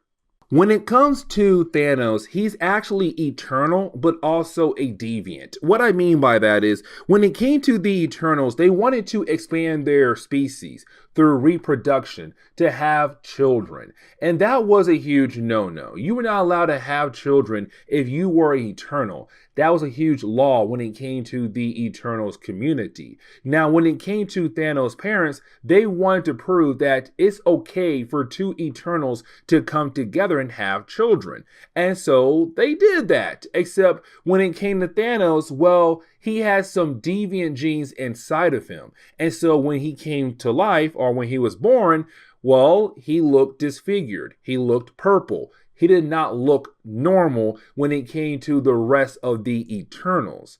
And so with that being said, when he was growing up on Titan, everybody made fun of him. They looked at him like some kind of monster. They hated him and wanted nothing to do with him, except for one person, and that would be Corella. She really did like Thanos, to the point where the two characters fell in love. But here comes the problem though. Her family did not like Thanos because the way he looked, because who he was. He was eternal, but he also was a deviant. And Eternals, at that point in time, hated deviants with a passion. Now, when it came to Thanos, back then, he felt like his world was being overpopulated. And so he wanted to leave that world with his love, Corella, and go to a new world where it wasn't so crowded. The problem is, though, again, her family did not like him at all. And so when they tried to escape, we kind of find out that her family sabotaged his spaceship. Now, we're kind of left to wonder if they knew that their daughter would be on that actual spaceship alongside with Thanos. Who knows? Either way, their main goal was to kill off Thanos, but he survived. Now, the only reason why he did survive because of her, because what she did, she was able to get their mask on, but she realized that by the time anybody comes up here to rescue them, they could both most likely die. Except if she kills herself off, there should be enough oxygen to keep him alive long enough until somebody might be able to save him. Now for Thanos, he hated the idea that she had to sacrifice herself for him to live. But that what she did. And for Thanos, he finally understands why she did that for. Because she truly loved him. And this leads into Death kind of giving a lesson to us as the readers, but also to Thanos. Now, I'm not saying an actual lesson, but what she kind of says why she is around, because she is Death, and Death is so important when it comes to the entire universe. Without Death, well, when it comes to a forest, for example, if you have too many lives in that forest, it will become overcrowded, and sooner or later, everybody is going to die at once when it comes to that particular forest. But if Death is around like it should be in a perfectly balanced universe, then some of those people are going to die to make room for new people to come into that forest. And that's her point right there, because when it comes to Death, it's really important because it has to make room for new life to come in different areas across the world. But without Death, worlds, universes are going to be overcrowded. It's the same thing without life, because if you only have Death, then you don't have anything new being made in the universe. And so she brings that whole entire lesson back to Thanos, saying that when it came to Corella, she died for you so that you are able to live on. But the thing is, it's also Death saying, I need you to be there for me, because I need you out there, Mad Titan, to cause death, to make sure that universe is perfectly balanced. It's her saying, I want to bring you back to life so that you are able to wreak havoc across the entire universe. Now, here's the thing though. She's also saying it's okay to love me, but it's also okay to love her as well, because you lost her, but you loved her and she taught you a lesson. And this is me taking her lesson and adding on to it, to go out there, to be yourself, to be the Mad Titan I know that you can be. But here's the big shocking moment, because right after you have Thanos and Lady Death disappear, we kind of find out Corella's spirit was there, watching over the entire conversation between Thanos and also Death. And when it comes to Corella, she says, no, you misunderstand my lesson. I didn't want you to become this Mad Titan, this mad killer across the entire universe. Instead, I wanted something better for you. And she's crying out for her love, Thanos, so that he is able to realize that he's going down a path that she did not want him to go down. And so this could be Marvel trying to use her as a way to change the character of Thanos into possibly turning into a good guy maybe. We didn't pick up with Thanos arriving at the bar at the end of the line. Now, when it comes to this bar, apparently a lot of different people go there for different kinds of reason. Now, the reason why Thanos is going there because he is looking for his daughter, Nebula. Now, the thing is, when he goes to the bartender and asks, "Do you know where my daughter went to?" Well, when it comes to the bartender, you don't share any kind of information about somebody else to another person who may try to do harm to that person. And so this little bartender does try his best to make a stand to Thanos, of all people. And you have Thanos kind of like, listen, dude, if I have to, I will torture you in different kinds of ways to make you tell me the information that I am looking for. And let me tell you right now, I know how people work. If you hurt them just good enough in a certain kind of way, they'll spill any kind of information you need to know. Now, the rest of the story right here is really more of just Thanos being Thanos. What I mean by that is you have someone walk into the bar to warn the rest of the people in the bar that the Armada have arrived. Now, when it comes to the Armada, they are a very powerful species, but apparently they have arrived to look for Thanos. They got word that Thanos was here. And so the rest of this section of this story is really more Thanos going out of the bar, walking outside and whooping every single member of the Armada that came here looking for Thanos. And once he was able to deal with them, he comes back inside the bar to begin to question the bartender one more time about any kind of information about where in the world Nebula could be at. And that's the end of that particular storyline, which honestly was not that important at all.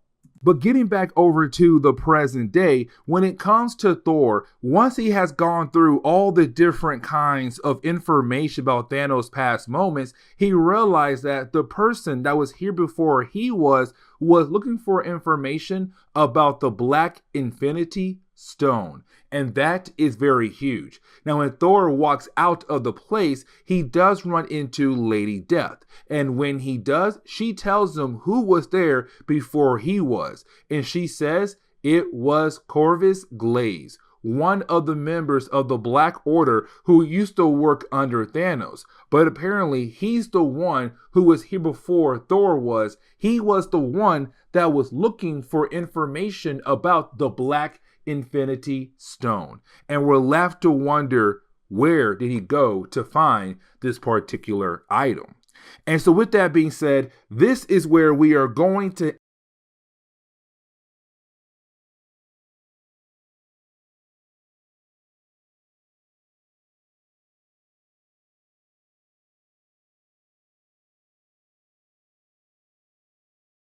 Okay, so we are going to continue our coverage over Donny Cates Thor, and we do pick up with a two-part story arc known as The Legacy of Thanos. Now, when it comes to this two-part story arc, it really comes out of a previous video that we did over a certain story known as Thanos Death Notes. In that story, we had learned that there was a secret base that was basically made by the father of Thanos, who was trying to keep tabs on everything his son was doing across the universe. Now, Thanos found the base and began to use the base for himself. Either way, later on in the timeline, Thor found the base and was beginning to go through all the different files to figure out how to stop Thanos, but to also find out somebody else was there before he was, looking for some kind of information, and that would have been Corvus Glaive. And we kind of find out that Corvus Glaive is currently looking for the Black Infinity Stone, and that is very important, something new coming into Marvel Comics. Now, with that being said, when it comes to Thor, he's wondering how in the world can he find Corvus Glaive? But on top of that, where is the Black Infinity Stone being kept at? And so getting into today's storyline, we actually pick up with Broxton, Oklahoma. And the reason why, because there is a castle in Broxton, Oklahoma, better known as Little Asgard. Now, the reason why it has that name, because there is a child being kept inside there. That child is the child of Odin and also Freya. That would be the youngest sister of Thor, Lossa. And when it comes to Lossa, like I said, she is the daughter of Odin and Freya, but she has a third parent. Yeah, you heard that right. Her third parent is Surtur. Now, the reason why, because when Odin and Freya made love to, well, make her, they made love in the home realm of Surtur. And his essence is kind of all over his realm. And so a part of him was able to become part of the baby as well. And so she has three parents: Odin, Surtur, and Freya. Yeah, you heard that right. Either way, she's been kept in Little Asgard for special reasons. But Corvus Glaive had appeared. Now, he lies to the young girl, saying that the reason why he is there is to take her over to her mother. But in reality, he needs her blood. And the reason why? Because her blood can access a hidden temple. You see, when it comes to Thor, Angela, Loki, and also Loki, they have a grandfather, Odin's father, and that would be Bor. And apparently Bor had a hidden temple in another realm known as Niflheim. Inside that realm, there is an area that nobody knows how to get to. Apparently there's no map how to get there. It's hard to get there for a special reason. Why? Because apparently he is keeping a very special temple or a very special item locked away in that temple that's hidden in Niflheim. And so right now he needs Loki, the daughter of Odin, but the granddaughter of Bor, to be able to access that temple to get the item that he is looking for. Her blood is the key for his success. But finally getting over to Thor, you have Thor trying to figure out how to access that hidden place that Corvus Glaive had to take Loki to. Because remember, it's somewhere in Niflheim, but apparently no one knows how to get there. It's a hidden area that's blocked by magic by Bor, the grandfather of Thor. And so with that being said, you have Thor getting very upset with the idea that he has no idea how to find that certain area. Except you didn't have Lady Sif walk in, and she says, why not ask somebody who was possibly there alongside with Bor, who was probably there with him when it came to making sure nobody has access to that actual area. And that would be Runa. Runa was a Valkyrie for Bor way back then. And so most likely, if she was a Valkyrie for him, she most likely was there with him when he tried to make sure that nobody had access to that certain area. And so you have Thor go find Runa. Now, when he does, she confirms that she knows how to get there. But the thing is, she does not want to go there at all, because the only thing she remembers about that area is a lot of bad things happening there, horrible things. And she's kind of like, no, I do not want to go back there at all. Like, please do not let me go back there. But you have Thor say, listen, if you know how to access that area, you have to help me. Corvus Glaive, this bad guy, has kidnapped my sister, Lossa. We have to save her. And because Lossa's a child, that right there freaks out Runa even more.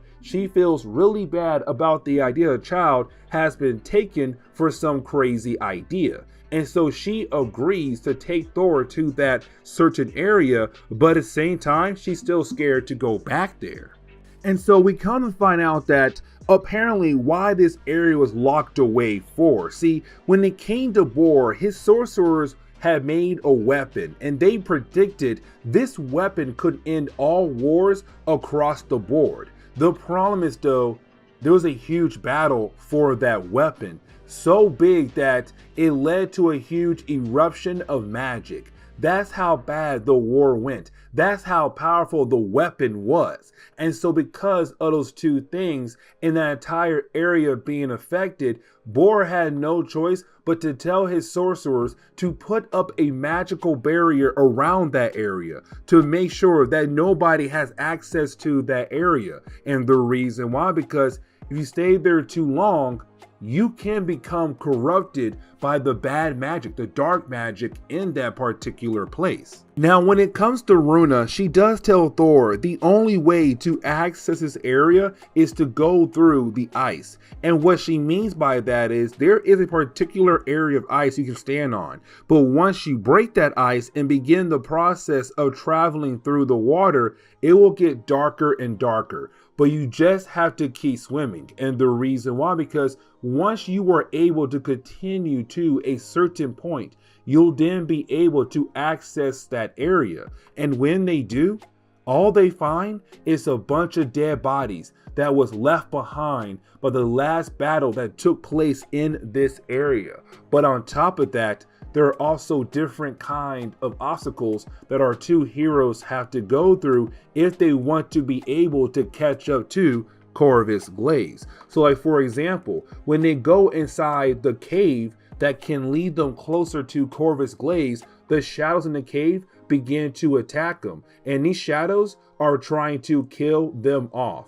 Now, luckily, because Thor is the god of lighting, he was able to produce enough light in this actual cave to push back the shadows. But that is just one obstacle to kind of show how bad this area truly became after that big eruption.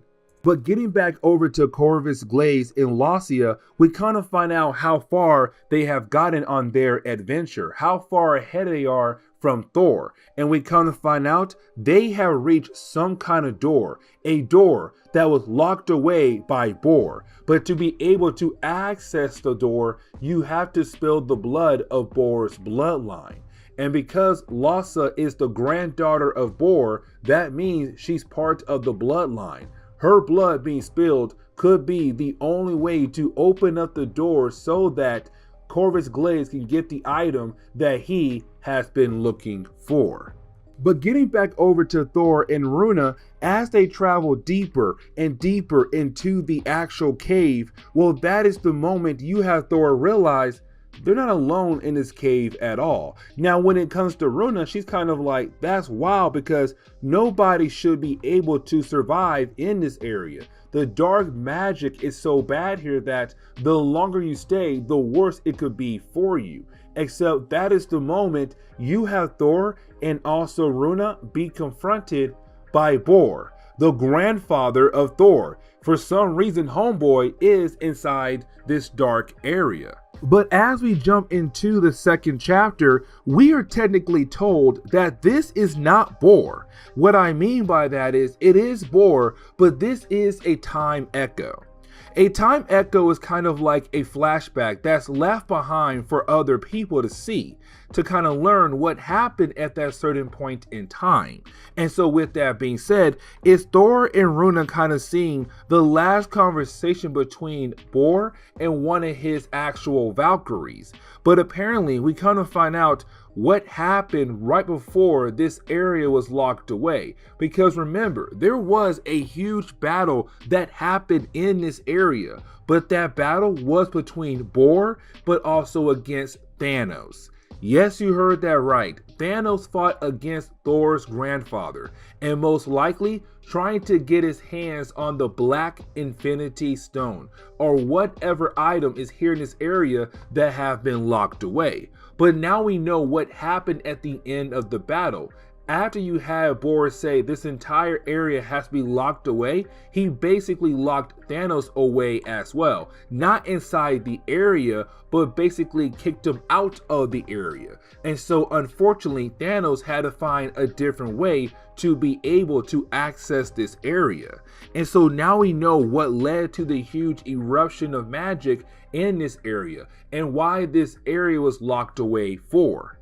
But getting back over to Corvus Glaive, we kind of find out that he did use Lacia's blood as a way to open up the door. But once he was able to go inside the actual temple, he must spill her blood again as a way to kind of release the item that's kept inside the actual temple. Now the thing is, Lacia is a young girl, but she also knows that she's being used for unknown reasons. And so she realized that when it comes to Corvus Glaive, one, he lied to her about where he was going to take her, but two, he's trying to use her for something evil. And so right now you have her trying to fight back against him, but unfortunately she's not strong enough to fight against Corvus Glaive. Now we do get the point where you have Runa and Thor going through different kinds of obstacles that were kind of basically left in this area to make sure people who are able to access the area get killed off in the area or be sent back out of the area. And what I mean by that is you have Thor and Runa fight against different kinds of creatures, and these creatures are just on their best to kill off Thor and also Runa. Now Runa also mentioned that the longer you stay in this area, the more corrupt you become. But on top of that, so does your magic. And so currently it's her kind of worrying about Thor because he is a magical character. Something bad could most likely happen to him if he does stay in this area too long. But either way, you have Thor and Runa being able to fight against the different kind of creatures in this area. Now, while you have our two heroes continue on, you do have a small fly just out of nowhere fly by. This fly is going to be very important for the next story arc that we are going to cover. And so you have Thor and also Runa being able to catch up to Corvus Glaive. Now when they do, you have Corvus Glaive say, if you take one more step closer, I'm going to kill off your sister. And of course, you have Thor not take that extra step. But the problem is though, he has to save his sister because if she does die, her blood is on his hands technically. And so you have Thor saying, you know what? I have to think of a different way. Now, remember, when it came to Runa, she said earlier, the longer you stay in this area, the better chances of your magic becoming corrupted. And just like that, Thor magic becomes corrupted because it begins to act on its own. Out of nowhere, you have the electric dog appear, and the electric dogs begin to attack Corvus Glaive. And so you do have a fight happen between Corvus Glaive and Thor. Now the fight does not last that long. As a matter of fact, you have Corvus Glaive give up. But the thing is, Corvus knows that Thor is not going to kill him off, because Thor is a hero. But again though, Thor magic has become corrupted. It's beginning to act on its own to the point where you have the electric dogs just go ahead, and it seems like they did kill off Corvus Glaive. Now, yay, that's a good thing because one, that dude was a bad dude, but two, Thor was able to save his sister. But again though, guys, like Runa said, the longer you stay in here, not just your magic will be corrupted, so will you as well. And so it's Thor saying something is calling him. Because remember, something is left behind that locked door. And so because of that, you have Thor say, well, listen, I am part of the bloodline of Bor, meaning that if I spill my blood in this one little bowl right here, then whatever is locked behind that last door will become mine. I have to see what Bor was trying to hide. Now the thing is, you have Odin trying to tell Thor, don't do this. Now guys, remember, when it came to Odin, he became part of Thor's hammer, because when it came to the original spirit of Mjolnir, it basically went all mad, and it kind of went to the point where you have Mjolnir being destroyed. Now Mjolnir was put back together, except Odin's soul was put inside of it. And so Odin is now always alongside his son Thor. But you have Odin telling Thor, dude, do not open that door. Like whatever Bor, my father, your grandfather was trying to hide behind that door, don't do it. Unfortunately, the door does open up. Now, we are not shown what is behind that door, but Thor's face tells us something really huge and crazy powerful. But on top of that, we did have to remember that fly earlier we saw, because that fly was actually a spy for somebody else who was trying to gain information on what Bor was trying to hide. And that fly belongs to Doctor Doom. It's Doctor Doom saying it's his time to step in and do what he does best, mess everything up. But this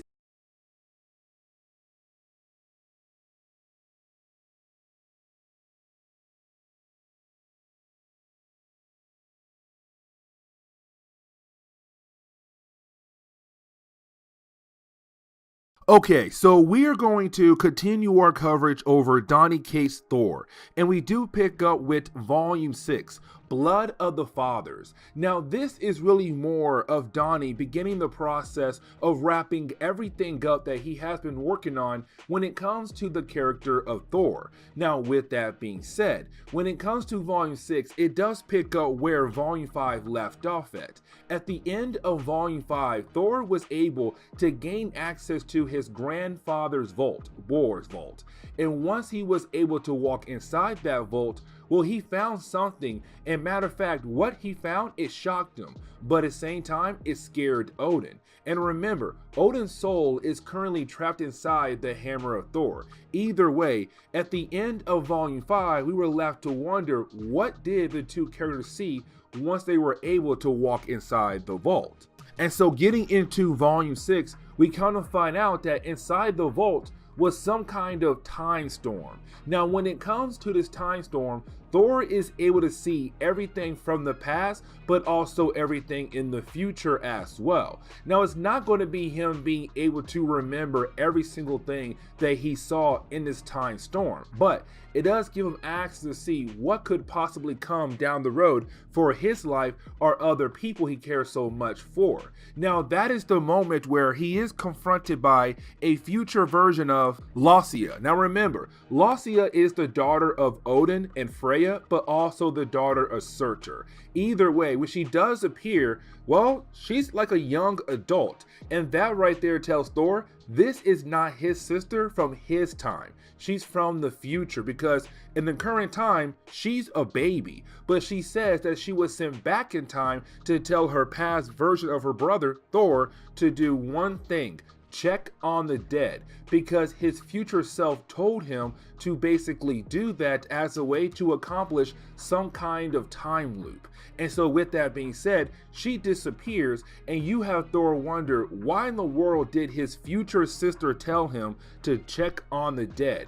What does she mean by that? And so you have Thor go over to Valhalla. Now remember, Valhalla is where most of, I say, good souls go to, but really is more the idea that if you die in honor in battle, your soul will go over here to Valhalla. Now if you die without honor, well, you go to hell. Either way, when it comes to the souls of Valhalla, they're no longer there. They have technically disappeared. Now the thing is, when Thor does arrive, he is confronted by Jane Foster. Now remember guys, she was Thor, but after that she became a Valkyrie. And matter of fact, her goal is to guide souls over into Valhalla. But the thing is, there are no souls here.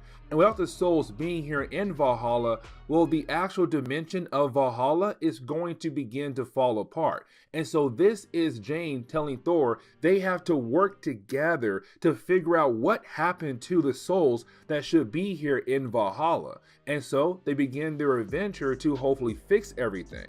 Now you do have our two characters go back over to Asgard. Now when they do arrive, it's really more of them kind of talking about the idea of how they're going to solve this new problem, but at the same time it's kind of like an update for us to remind us that, hey, you know, let's not forget the Bifrost is destroyed, and usually the Bifrost is used as a way to give someone the ability to travel between all 10 realms. With the Bifrost gone, unfortunately, nobody can easily travel across the 10 realms. Now with that being said, when it comes to the Bifrost, it was destroyed by Thor in a storyline we did not cover called Banner of War. In that storyline, Thor turned to a Hulk, went crazy, and smashed the actual Bifrost. Now, With that being said, you then have our two characters realize if they want to figure out what's happening to the dead, the souls, and why the souls are not going to Valhalla or possibly Hell, they have to go check up on the Queen of Souls. And of course, that would be Hela, the daughter of Loki. Now, when Thor and Valkyrie arrive in Hell, they realize two things. One, Hell is not what it used to be. But on top of that, Hela nor her wife are nowhere to be found when it comes to being in Hell. And so you have our two characters wondering what happened to Hela and her wife. Matter of fact, what happened in Hell? But the thing is, we kind of find out two creatures, which unfortunately I cannot pronounce their actual names correctly, are now in Hell. And that should not be happening. What I mean by that is, these two giant raven monsters usually sat on the outside of Hell. And the reason why? Because they are well known for feeding on the dead, feeding on the souls of the dead.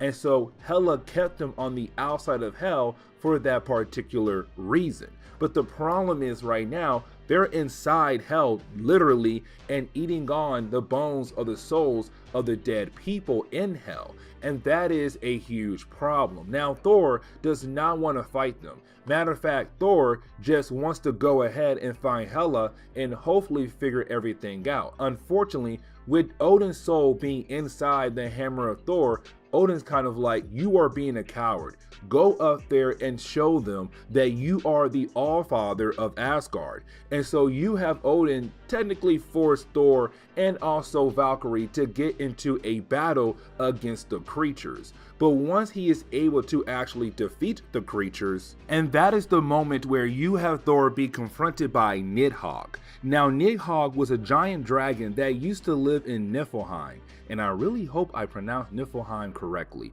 Either way, he was better known as the Eater of the Dead. He usually consumed the souls of those who have fallen in battle. The thing is, Baldur, of course Thor's brother, has supposedly killed off the monster, but unfortunately he was brought back to life, and with him being brought back to life, he's more machine than actual dragon. But the thing is, he's still the Eater of Souls, and so you have Thor begin the process of trying to fight against the actual dragon. The problem is though, you have Thor throw his hammer, and guys remember, the soul of Odin is inside the actual hammer. Either way, when he does throw his hammer through the dragon's body, once the hammer comes back to Thor, Thor realizes the soul of Odin is no longer there. We're left to believe that Odin could most likely be dead now. But then, to close on the first chapter of today's video, we jump over to Latveria. Now guys, you already knew why we gotta jump over to Latveria, because at the end of Volume 5, it was told to us another character is gonna be very crucial for this storyline right here, and that would be Dr. Doom. And we kind of find out why Hela is not in Hell, and the reason why? Because Dr. Doom has captured Hela. Literally has her trapped in Latveria. Now, when it comes to Dr. Doom, he's that guy who usually gets what he wants. What I mean by that is, Dr. Doom will beat you down until you basically give him what he wants. If you don't, you're gonna die or continue to get beat down on.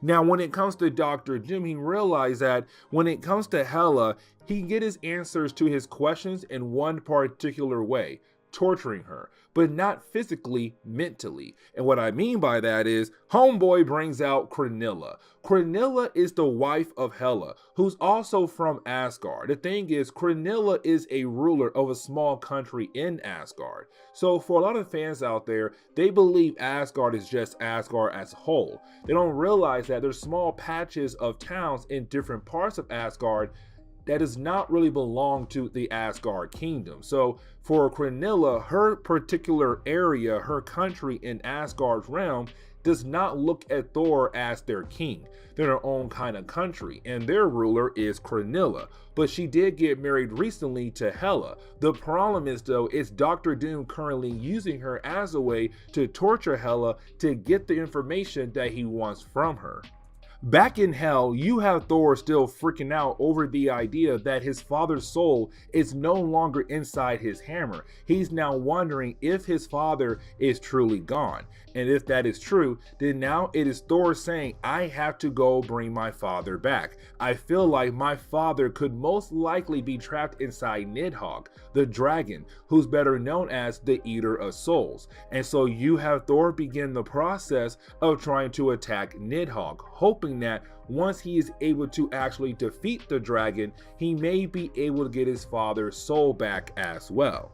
But then we have to jump 16 years in the future. Now, when we do, we actually pick up with Loki once again. And remember, we saw the future version of this character at the very beginning of this video. And we currently see her right now going to an area that she is not allowed to go to. Matter of fact, her brother Thor is still the King of Asgard in the far future. But the thing is, when she does go into this area, she does have a particular weapon, and that weapon is the Glaive that belongs to Corvus Glaive. And this is her bringing him back to life. Because remember, as long there is a piece of DNA of Corvus Glaive somewhere out there in the universe, then the Glaive is able to bring him back to life. And so there was a small piece of him left out there, and with the Glaive, she was able to bring him back to life. Now, even though the Glaive is able to kind of bring life back into his cells, well, unfortunately, it cannot bring life back into his soul. And so this is kind of like a clueless Glaive who's kind of wondering what in the world is going on right now. Getting back over to Thor and also Valkyrie, Jane Foster, they continue to fight against the dragon. Now, while fighting against the dragon is really more of Thor realizing that the dragon is trying to escape. And the reason why? Because the dragon is full of souls. Now, remember what I said earlier. When it comes to the dragon, it's more machine than dragon now. Originally, it was just your, not regular dragon, but your usual kind of dragon, you know, the usual body parts of a dragon. Magical, not really more machine-like. But the thing is, this dragon is more machine-like than usual. And so right now it's trying to leave and go back to its owner. And so you have Thor and also Valkyrie trying to follow the dragon and see where in the world the dragon is trying to go to.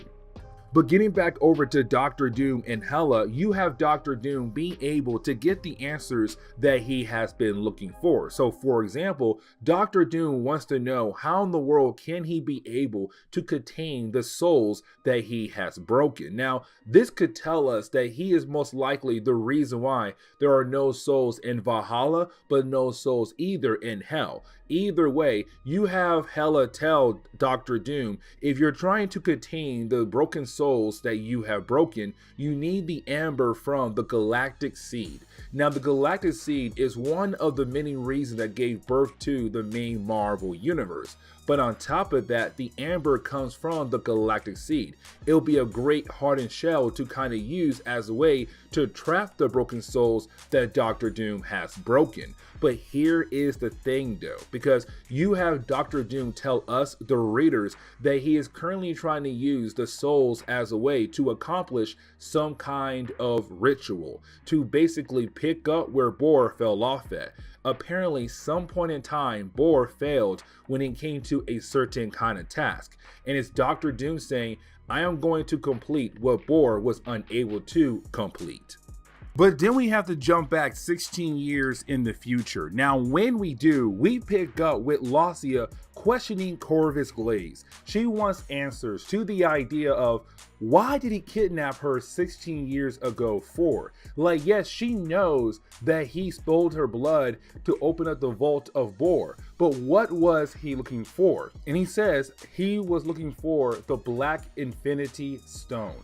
Now, we already know it was not in the vault at all. And so she's kind of wondering, what do you mean by that? Because I looked in there, other people have looked in there, and unfortunately, nobody knows what was inside the vault at all. So why in the world are you telling me that you went in there looking for something that was never in there in the first place. Now, that is the moment where you have Thor walk in, and you have Thor say, leave him alone, because unfortunately, I took his soul. Because remember, when it came to the last volume, Thor's magic went kind of a tad bit crazy. He was unable to control his magic, which led to him basically killing off Corvus Glaive. Except here, we kind of find out he also took his soul. And so with his soul being gone, Corvus Glaive is unable to kind of give the answers that Lacia is truthfully looking for. Either way, you have Thor say, it's about time for us to begin a time travel. We have to go back in time and kind of help out different points in times to make sure that this future does actually happen. And so he does send Lacia away first, but then he stays behind to supposedly deal with Corvus Glaive. But getting back over to the present day, we pick up with Thor and Valkyrie arriving in Latveria. And when they do arrive, this tells our heroes that Nidhogg is currently working for Doctor Doom. The thing is though, when they do arrive, you have Valkyrie see some kind of castle in the sky. Now, Thor cannot see it, but she can. And that tells her it's some kind of afterlife that Nidhogg is taking all the souls to. For example, Odin's soul. And so you have Valkyrie say, I'm going inside the castle to hopefully get the soul of Odin back. But on top of that, you need to stop Doctor Doom. And so you have our two heroes split up to hopefully accomplish both goals at the end of the arc. But when we get into the third chapter, we actually pick up with Thanos. Now you have to remember, because in the last volume we covered, we found out that Thanos had apparently fought against Bor. Now we kind of find out the way he was able to do that was to go back in time, because Thanos was looking for the Black Infinity Stone. He heard that Bor had created it, and so he was hoping to find it and actually grab it. The thing is, we already know that Thanos never did find it, and so it's kind of like, okay, we're just seeing Thanos getting ready to go back in time to fight against Bor. But what happened to the actual weapon that Bor created, the supposed Black Infinity Stone? Back in Latveria, you have Valkyrie, Jane Foster, realize that she may need some help here when it comes to getting all the souls who are supposedly trapped in this afterlife castle that is right above, well, Doom Castle. And so you actually have Valkyrie, Jane Foster, say, go and get Runa, another Valkyrie saw in the last volume, to come over here to help her get all the souls out of here and back over to Valhalla or possibly Hell.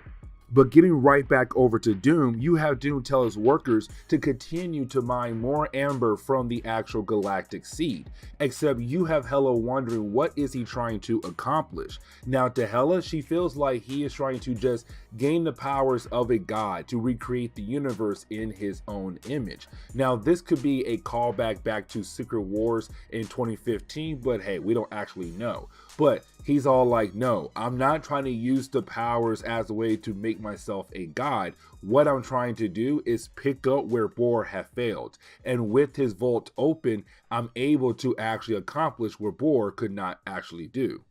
But then getting back over to Thor, Thor is still trying to fight against the people of Latveria as a way to get over to Doctor Doom. Now let's not forget, Doctor Doom also has Doombots, and so we currently see him just throwing out a bunch of Doombots right at Thor as a way to keep Thor distracted long enough so that Doctor Doom is able to finish what he is trying to actually finish. Now once you have Thor trying to get through the crowd of people, try to help them realize that their ruler, Doctor Doom, is truly bad, you didn't have those raven creatures from hell come back and say, dude, you're being tricked right now, Thor. He's trying to keep you busy long enough to accomplish what he is trying to accomplish. And so you have Thor finally realize and head over to stop Doom. But getting back over to Thanos, we do see him currently arriving in the past to get ready to fight against Bor. Now, Bor sees Thanos and he realizes that Thanos is not from his time. Matter of fact, he knows that Thanos is from the future. But you have Bor say, okay, you know what? What I have to do right now is to basically make sure this man right here does not get his hands on the Black Infinity Stone. And so this explains why when it came to Bor, he locked this certain area up when it came to Niflheim. Because remember, back in Volume 5, we found out Bor had a hidden vault that was in Niflheim. But the vault was hidden in an area that no one could access in that realm at all unless you actually knew the way. But this is happening before he had sealed the area away. And so Thanos is trying to get to Bor before Bor is able to lock the area away. But getting back over to Thor, Thor was able to get inside Castle Doom. Now, once he does arrive, his goal is to stop Doctor Doom, except Doctor Doom gets away by opening up a portal. Now, Thor wants to follow Doom, but you have Hela say no, because what Doom did was he basically used Asgardian book as a way to create some kind of spell. And that spell is still currently going on. And so is Hela saying, you must pick up where Doctor Doom left in the spell, because currently he's telling all his people in Latveria to jump off a cliff. If they do that, their souls will be more fuel for Doctor Doom to use as a way to accomplish his certain goal. And so you have Thor being able to pick up where Doctor Doom left off to tell the people of Latveria to not kill themselves. Now, after doing that, you have Thor wondering, why isn't Hela chasing after Doctor Doom? And apparently she says, I can't do that right now. My main goal is to go ahead and help the dead, to help the souls who are technically lost without my help. But at the same time, she's kind of like, what Doctor Doom is doing might not truthfully be a bad thing like you think it is, Thor. But getting back to the past, we do see Thanos currently trying to fight his way over to where Bor is at and possibly where the Black Infinity Stone could be at. Now, when it comes to Bor, he's trying to tell his sorcerers to go ahead and try to seal off this area, to get rid of the Black Infinity Stone, to do all these different things to keep Thanos away from it. Except Thanos is a very powerful creature. I mean, this dude is powerful. And so Homeboy's just wrecking the forces of Bor to get close to his actual vault, to get close to the Black Infinity Stone. Except when you have Thanos arrive, well, he does not find the Black Infinity Stone. He finds a baby.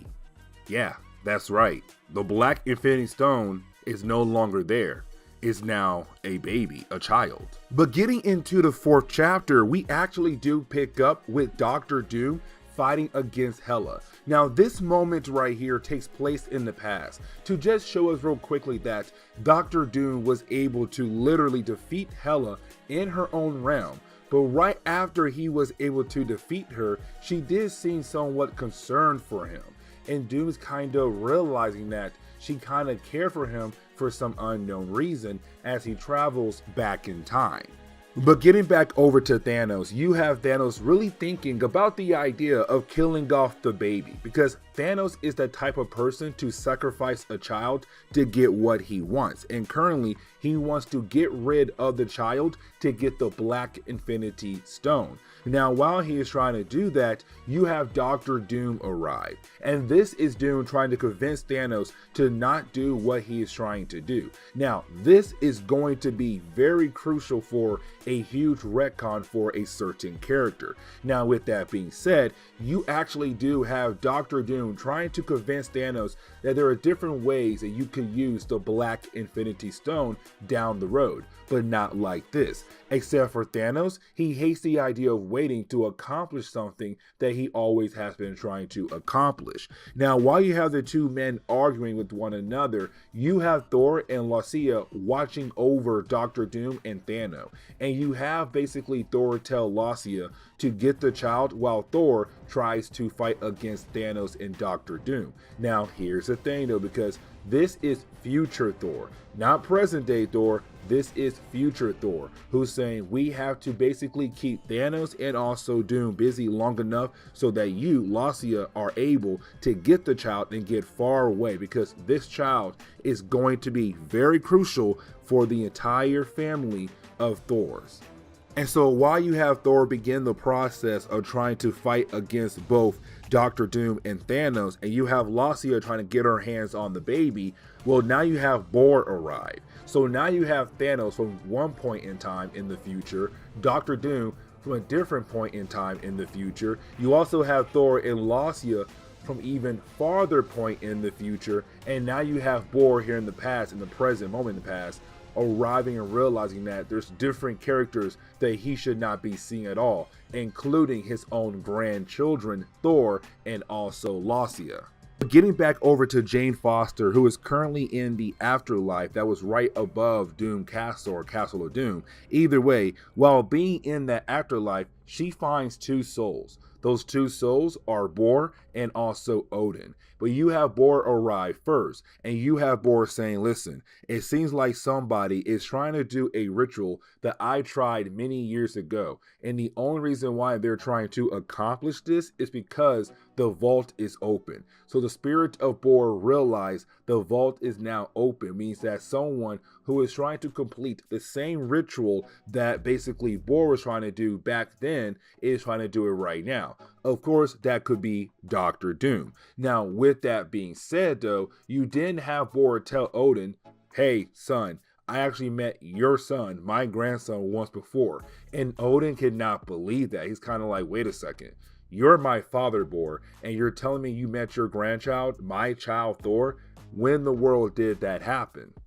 And what Bor meant by that is that back in the past, when you had Thanos fighting against Doctor Doom and you had Thor trying his best to stop the two men, that was when Bor met his grandson from the future. Either way, getting back over to the battle between Thanos and Doctor Doom, you have Thor and Lacia trying to stop the fighting, but to also get the child to somewhere safe.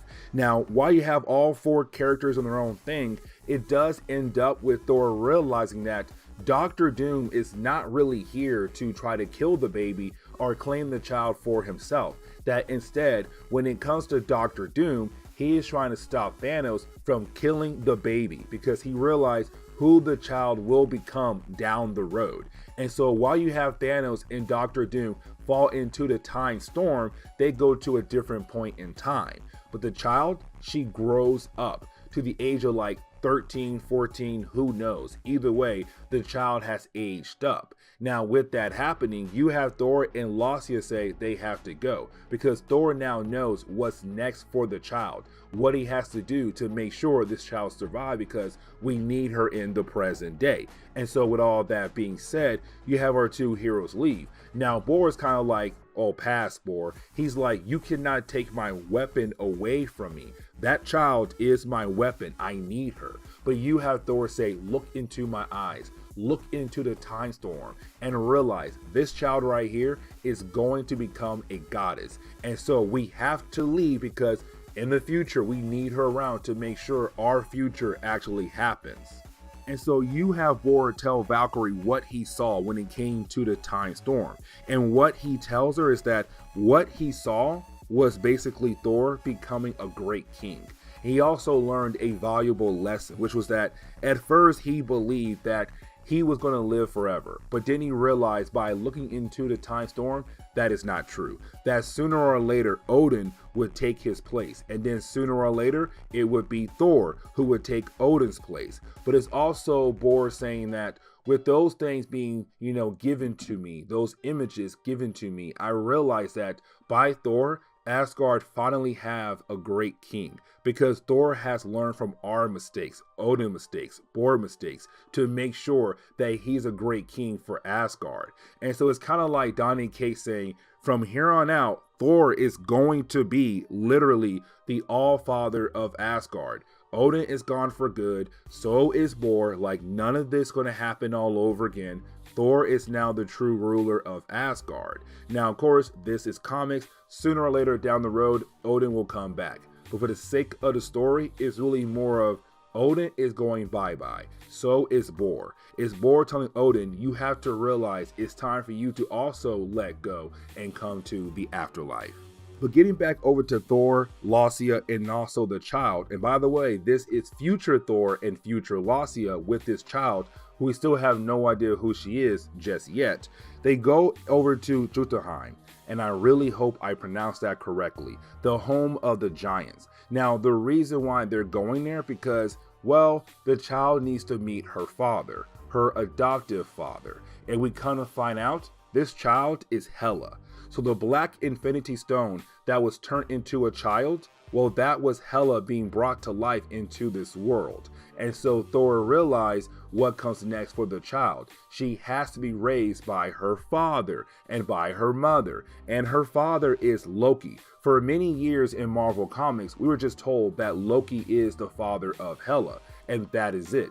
It's Marvel saying, yes, he is still the father, but not in the way you are actually thinking. That in reality, he basically took the child in. He adopted the child. And so this is Thor saying, hey, Hela, I want you to meet Loki, your father. And this is past Loki about to become a father to raise Hela. And so getting into the final chapter for today's video, we have future Thor and also future Lausea with past Hela currently watching a past moment that's going on between Loki and Thor fighting against the ice giants. Now, originally they weren't fighting. It's really more the idea that they had a bet going on with the ice giants that involved a horse and also a knife. Now, the horse was very important, and the reason why, because the horse belonged to Odin, but the knife is also very, very important for a very special reason. But you have Thor and also Lausea tell Hela to stand here and watch your father. Watch Loki. He is going to be your father. And matter of fact, by the end of this fight, I'm going to give him over to you so that he can raise you. Because in Marvel Comics, we were told for many years that Hela was the daughter of Loki. This is where she basically becomes the daughter of Loki. But getting back over to the present day, we do pick up with Runa and also Hela fighting against the dragon, the one that takes all the souls. Now, while you have our two heroes fighting against him, it's really more the idea that they're trying to release all the souls the dragon is currently holding. Now, one more time, if you forgot who Runa is also a Valkyrie, but she was a Valkyrie for Bor way back then, the grandfather of Thor. But getting back over to the afterlife, this is the moment where you could say this is Odin saying goodbye to, well, Marvel Comics, the readers, but also to his children. And what I mean by that is he realized that it's time for him to go on. He's kind of like, listen, I've been around forever and ever. I watch over my boys, my daughters, my children have all grown up except Lausea. But I realize that she'll be in safe hands with her bigger siblings. It's time for me to go ahead and move on. And so you have Odin telling Valkyrie, Jane Foster, okay, I'm ready. Like, help me move on to the afterlife. I'm ready to go. But getting back over to the past, this is where you have future Thor and Lausea introduce Hela over to her adoptive father, Loki. Now, when Loki sees Thor, he realized, okay, you are my brother, but you're not my brother from my time. You are my brother from the future. But this is also Loki meeting his future sister, Lausea, as well. Either way, when it comes to Thor, he's like, listen, dude, the reason why I'm here is to give you somebody to watch over, to raise, to basically make her your own daughter. And that would be Hela. And so this is where Loki became a father, because Thor gave Loki Hela to raise. Now here's the thing, because with this moment right here, that means that Loki always knew down the road that Thor would become King of Asgard. It also means that Loki knew about the idea of Lausea, their other sister behind Angela. And so with that being said, Loki always knew a lot of different things, just never told anyone. Either way, you have Thor saying, please, can you take her? And Loki is very down with the idea. Now that leads into who Hela's mother is, and that would be Angerboda. Angerboda was a giant that Loki fell in love with, one of the many women that he fell in love with. And so for many years in Marvel Comics, we were told that Angerboda and also Loki were the parents of Hela. And so this is Thor saying, go ahead, take Hela, raise her as your own, but at the same time, that knife you won in that bet with me in the past, give that knife over to her, Angerboda, as a gift, but to tell her, like, you two are going to work together to raise this child, Hela. And so that is how Hela came into the world of Marvel Comics. But then we get into the moment where we see future Thor and also Lausea going their separate ways, back into their own time. Now, when I say their own time, I really mean more of that we have been following present day Thor. This is not future Thor. The last time we saw future Thor, he said he was going to take care of Corvus Glaive, and that was it. And so after that, we have technically been following present day Thor. Now, here's the thing though, because when it comes to present day Thor, he knew that Hela was the adopted child of Loki. We, as the readers, were never told that until this moment right here. But here's the thing though, because he now knows that Lausea does grow up, become a great strong warrior, but he's kind of like, you need to go back to your time and I need to go back to my time. And so using the time storm, let's go ahead and go back to our separate times. Now Lausea wants to warn Thor about something big coming down the road, but you have Thor tell her, you cannot tell me anything about me in the future at all. Instead, you must go back to your time and spend time with your Thor, and that is it. And so you have present day Thor say goodbye to his future sister. And so getting back over to the afterlife, this is where you have Odin telling Valkyrie one last thing to hopefully tell to Thor to confirm that Odin had officially moved on to the afterlife, because he already knows his son and the other children of his that they're not going to believe Valkyrie that Odin has given up and moved on to the afterlife. And so what Odin did was he told Valkyrie about a certain time him and Thor played a game with one another, and no one else knew about that game except Thor and Odin. And so with that being said, he's kind of like, if you tell Thor about a certain time we played a game, he will know that I have officially moved on to the afterlife, and now it's time for him to be the true All-Father of Asgard. And so this is where you have Odin say goodbye. And really, the book kind of ends on that note right there. And what I mean by that is because as soon as Thor comes right back to the present day and confronts Valkyrie, you have Valkyrie tell Thor, your father is officially gone. Like, he moved on to the afterlife. And just like Odin knew his son would act, you have Thor saying, no, it's not true. My dad would not just give up that easily and move on to the afterlife. Except you actually have Valkyrie tell Thor about that game him and Odin played when Thor was a child. And as soon as she tells Thor about that game, that tells Thor she's not lying. That yes, his father is truly dead. His father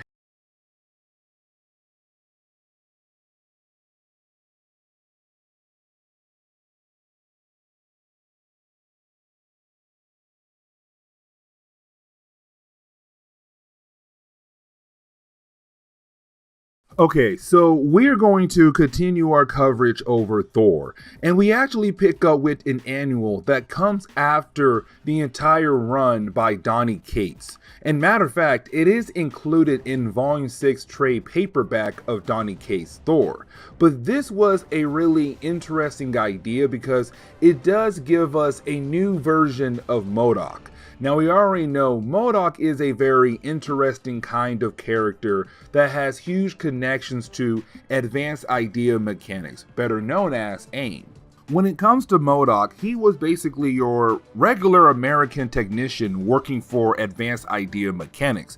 Unfortunately, he was mutated by the Scientist Supreme into the character we all know him as. And of course, they have turned him into a lovely superhuman intellect. Now, with all that happening over the years in Marvel Comics, he was being used by different characters or trying to achieve his own personal goals. And so when it comes to MODOK, this story here is going to give us another version of this character. And so getting into today's storyline, we do pick up with Lady Sif, but also Thor. Now, when we do, it's really more Sif freaking out. And the reason why, because she realized somebody was going around and collecting the different pieces of the Bifrost. Because remember, by this point in Marvel Comics, the Bifrost was technically destroyed.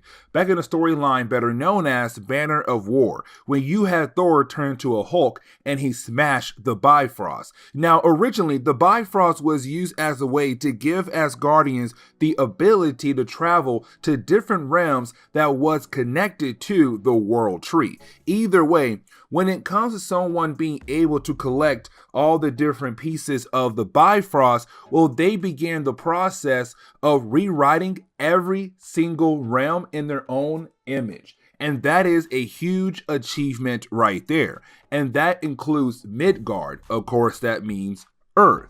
But you have Lady Sif tell Thor that it was someone known as Mythos. And once he got the name, homeboy left and tried to figure out who is this Mythos and how were they able to collect the different pieces of the Bifrost to pull off something this huge and big across all the 10 realms. But you have Thor go over to Midgard, and the reason why, because he still believed on Midgard there should still be the Avengers. And if the Avengers are on this new version of Earth, then most likely they can help him defeat their brand new enemy, better known as Mythos. Because when it comes to the other 9 realms, they were also rewritten in this guy's image. And of course that means Thor has no allies to rely on right now, and so he's hoping that in his new version of Earth, he'll still be able to find the Avengers. Unfortunately, he can't find them. Matter of fact, he cannot even hear them. But then he realized in the middle of New York, there is some kind of crystal castle, and so you have Thor go over there to figure out who in the world is the new ruler of Midgard, are most likely responsible for what happened to all 10 realms. And so when he goes inside, well, he meets Mythos, but this is MODOK being a new version and calling himself Mythos. Now you have Mythos here, basically give us a quick rundown on how he was able to achieve this new form. And he says like, yeah, you know what? I realized that the pieces of the Bifrost were just floating around, and of course they were calling out for me. Now in reality, they weren't calling out for him. He just found some pieces and realized that if he is able to collect all the different pieces of the Bifrost and find a way to master the actual powers of the Bifrost, then he'll be able to achieve some kind of crazy goal like this right here, for example. And so that's what he did. Now, on top of that, the reason why he did collect the pieces of the Bifrost is because he got tired of the idea of being a pawn for other supervillains across the earth. And so that gave him the motivation to figure out how to conquer the energy, the power of the Bifrost, so that he'll be able to rewrite all 10 realms in his own image, which of course he was able to pull off. Now, when it comes to Thor, he's all like, okay, that means I'm on my own, because on Earth, there are no Avengers. There are no other superhero teams on Earth, because all their minds, all their lives were rewritten. And so you have Thor try his best to fight against Mythos. But the problem is, he has the power of the Bifrost inside of him, so he was able to easily defeat Thor and send Thor home packing. But on top of that, you have Thor retreat to hopefully find a different way to stop Mythos.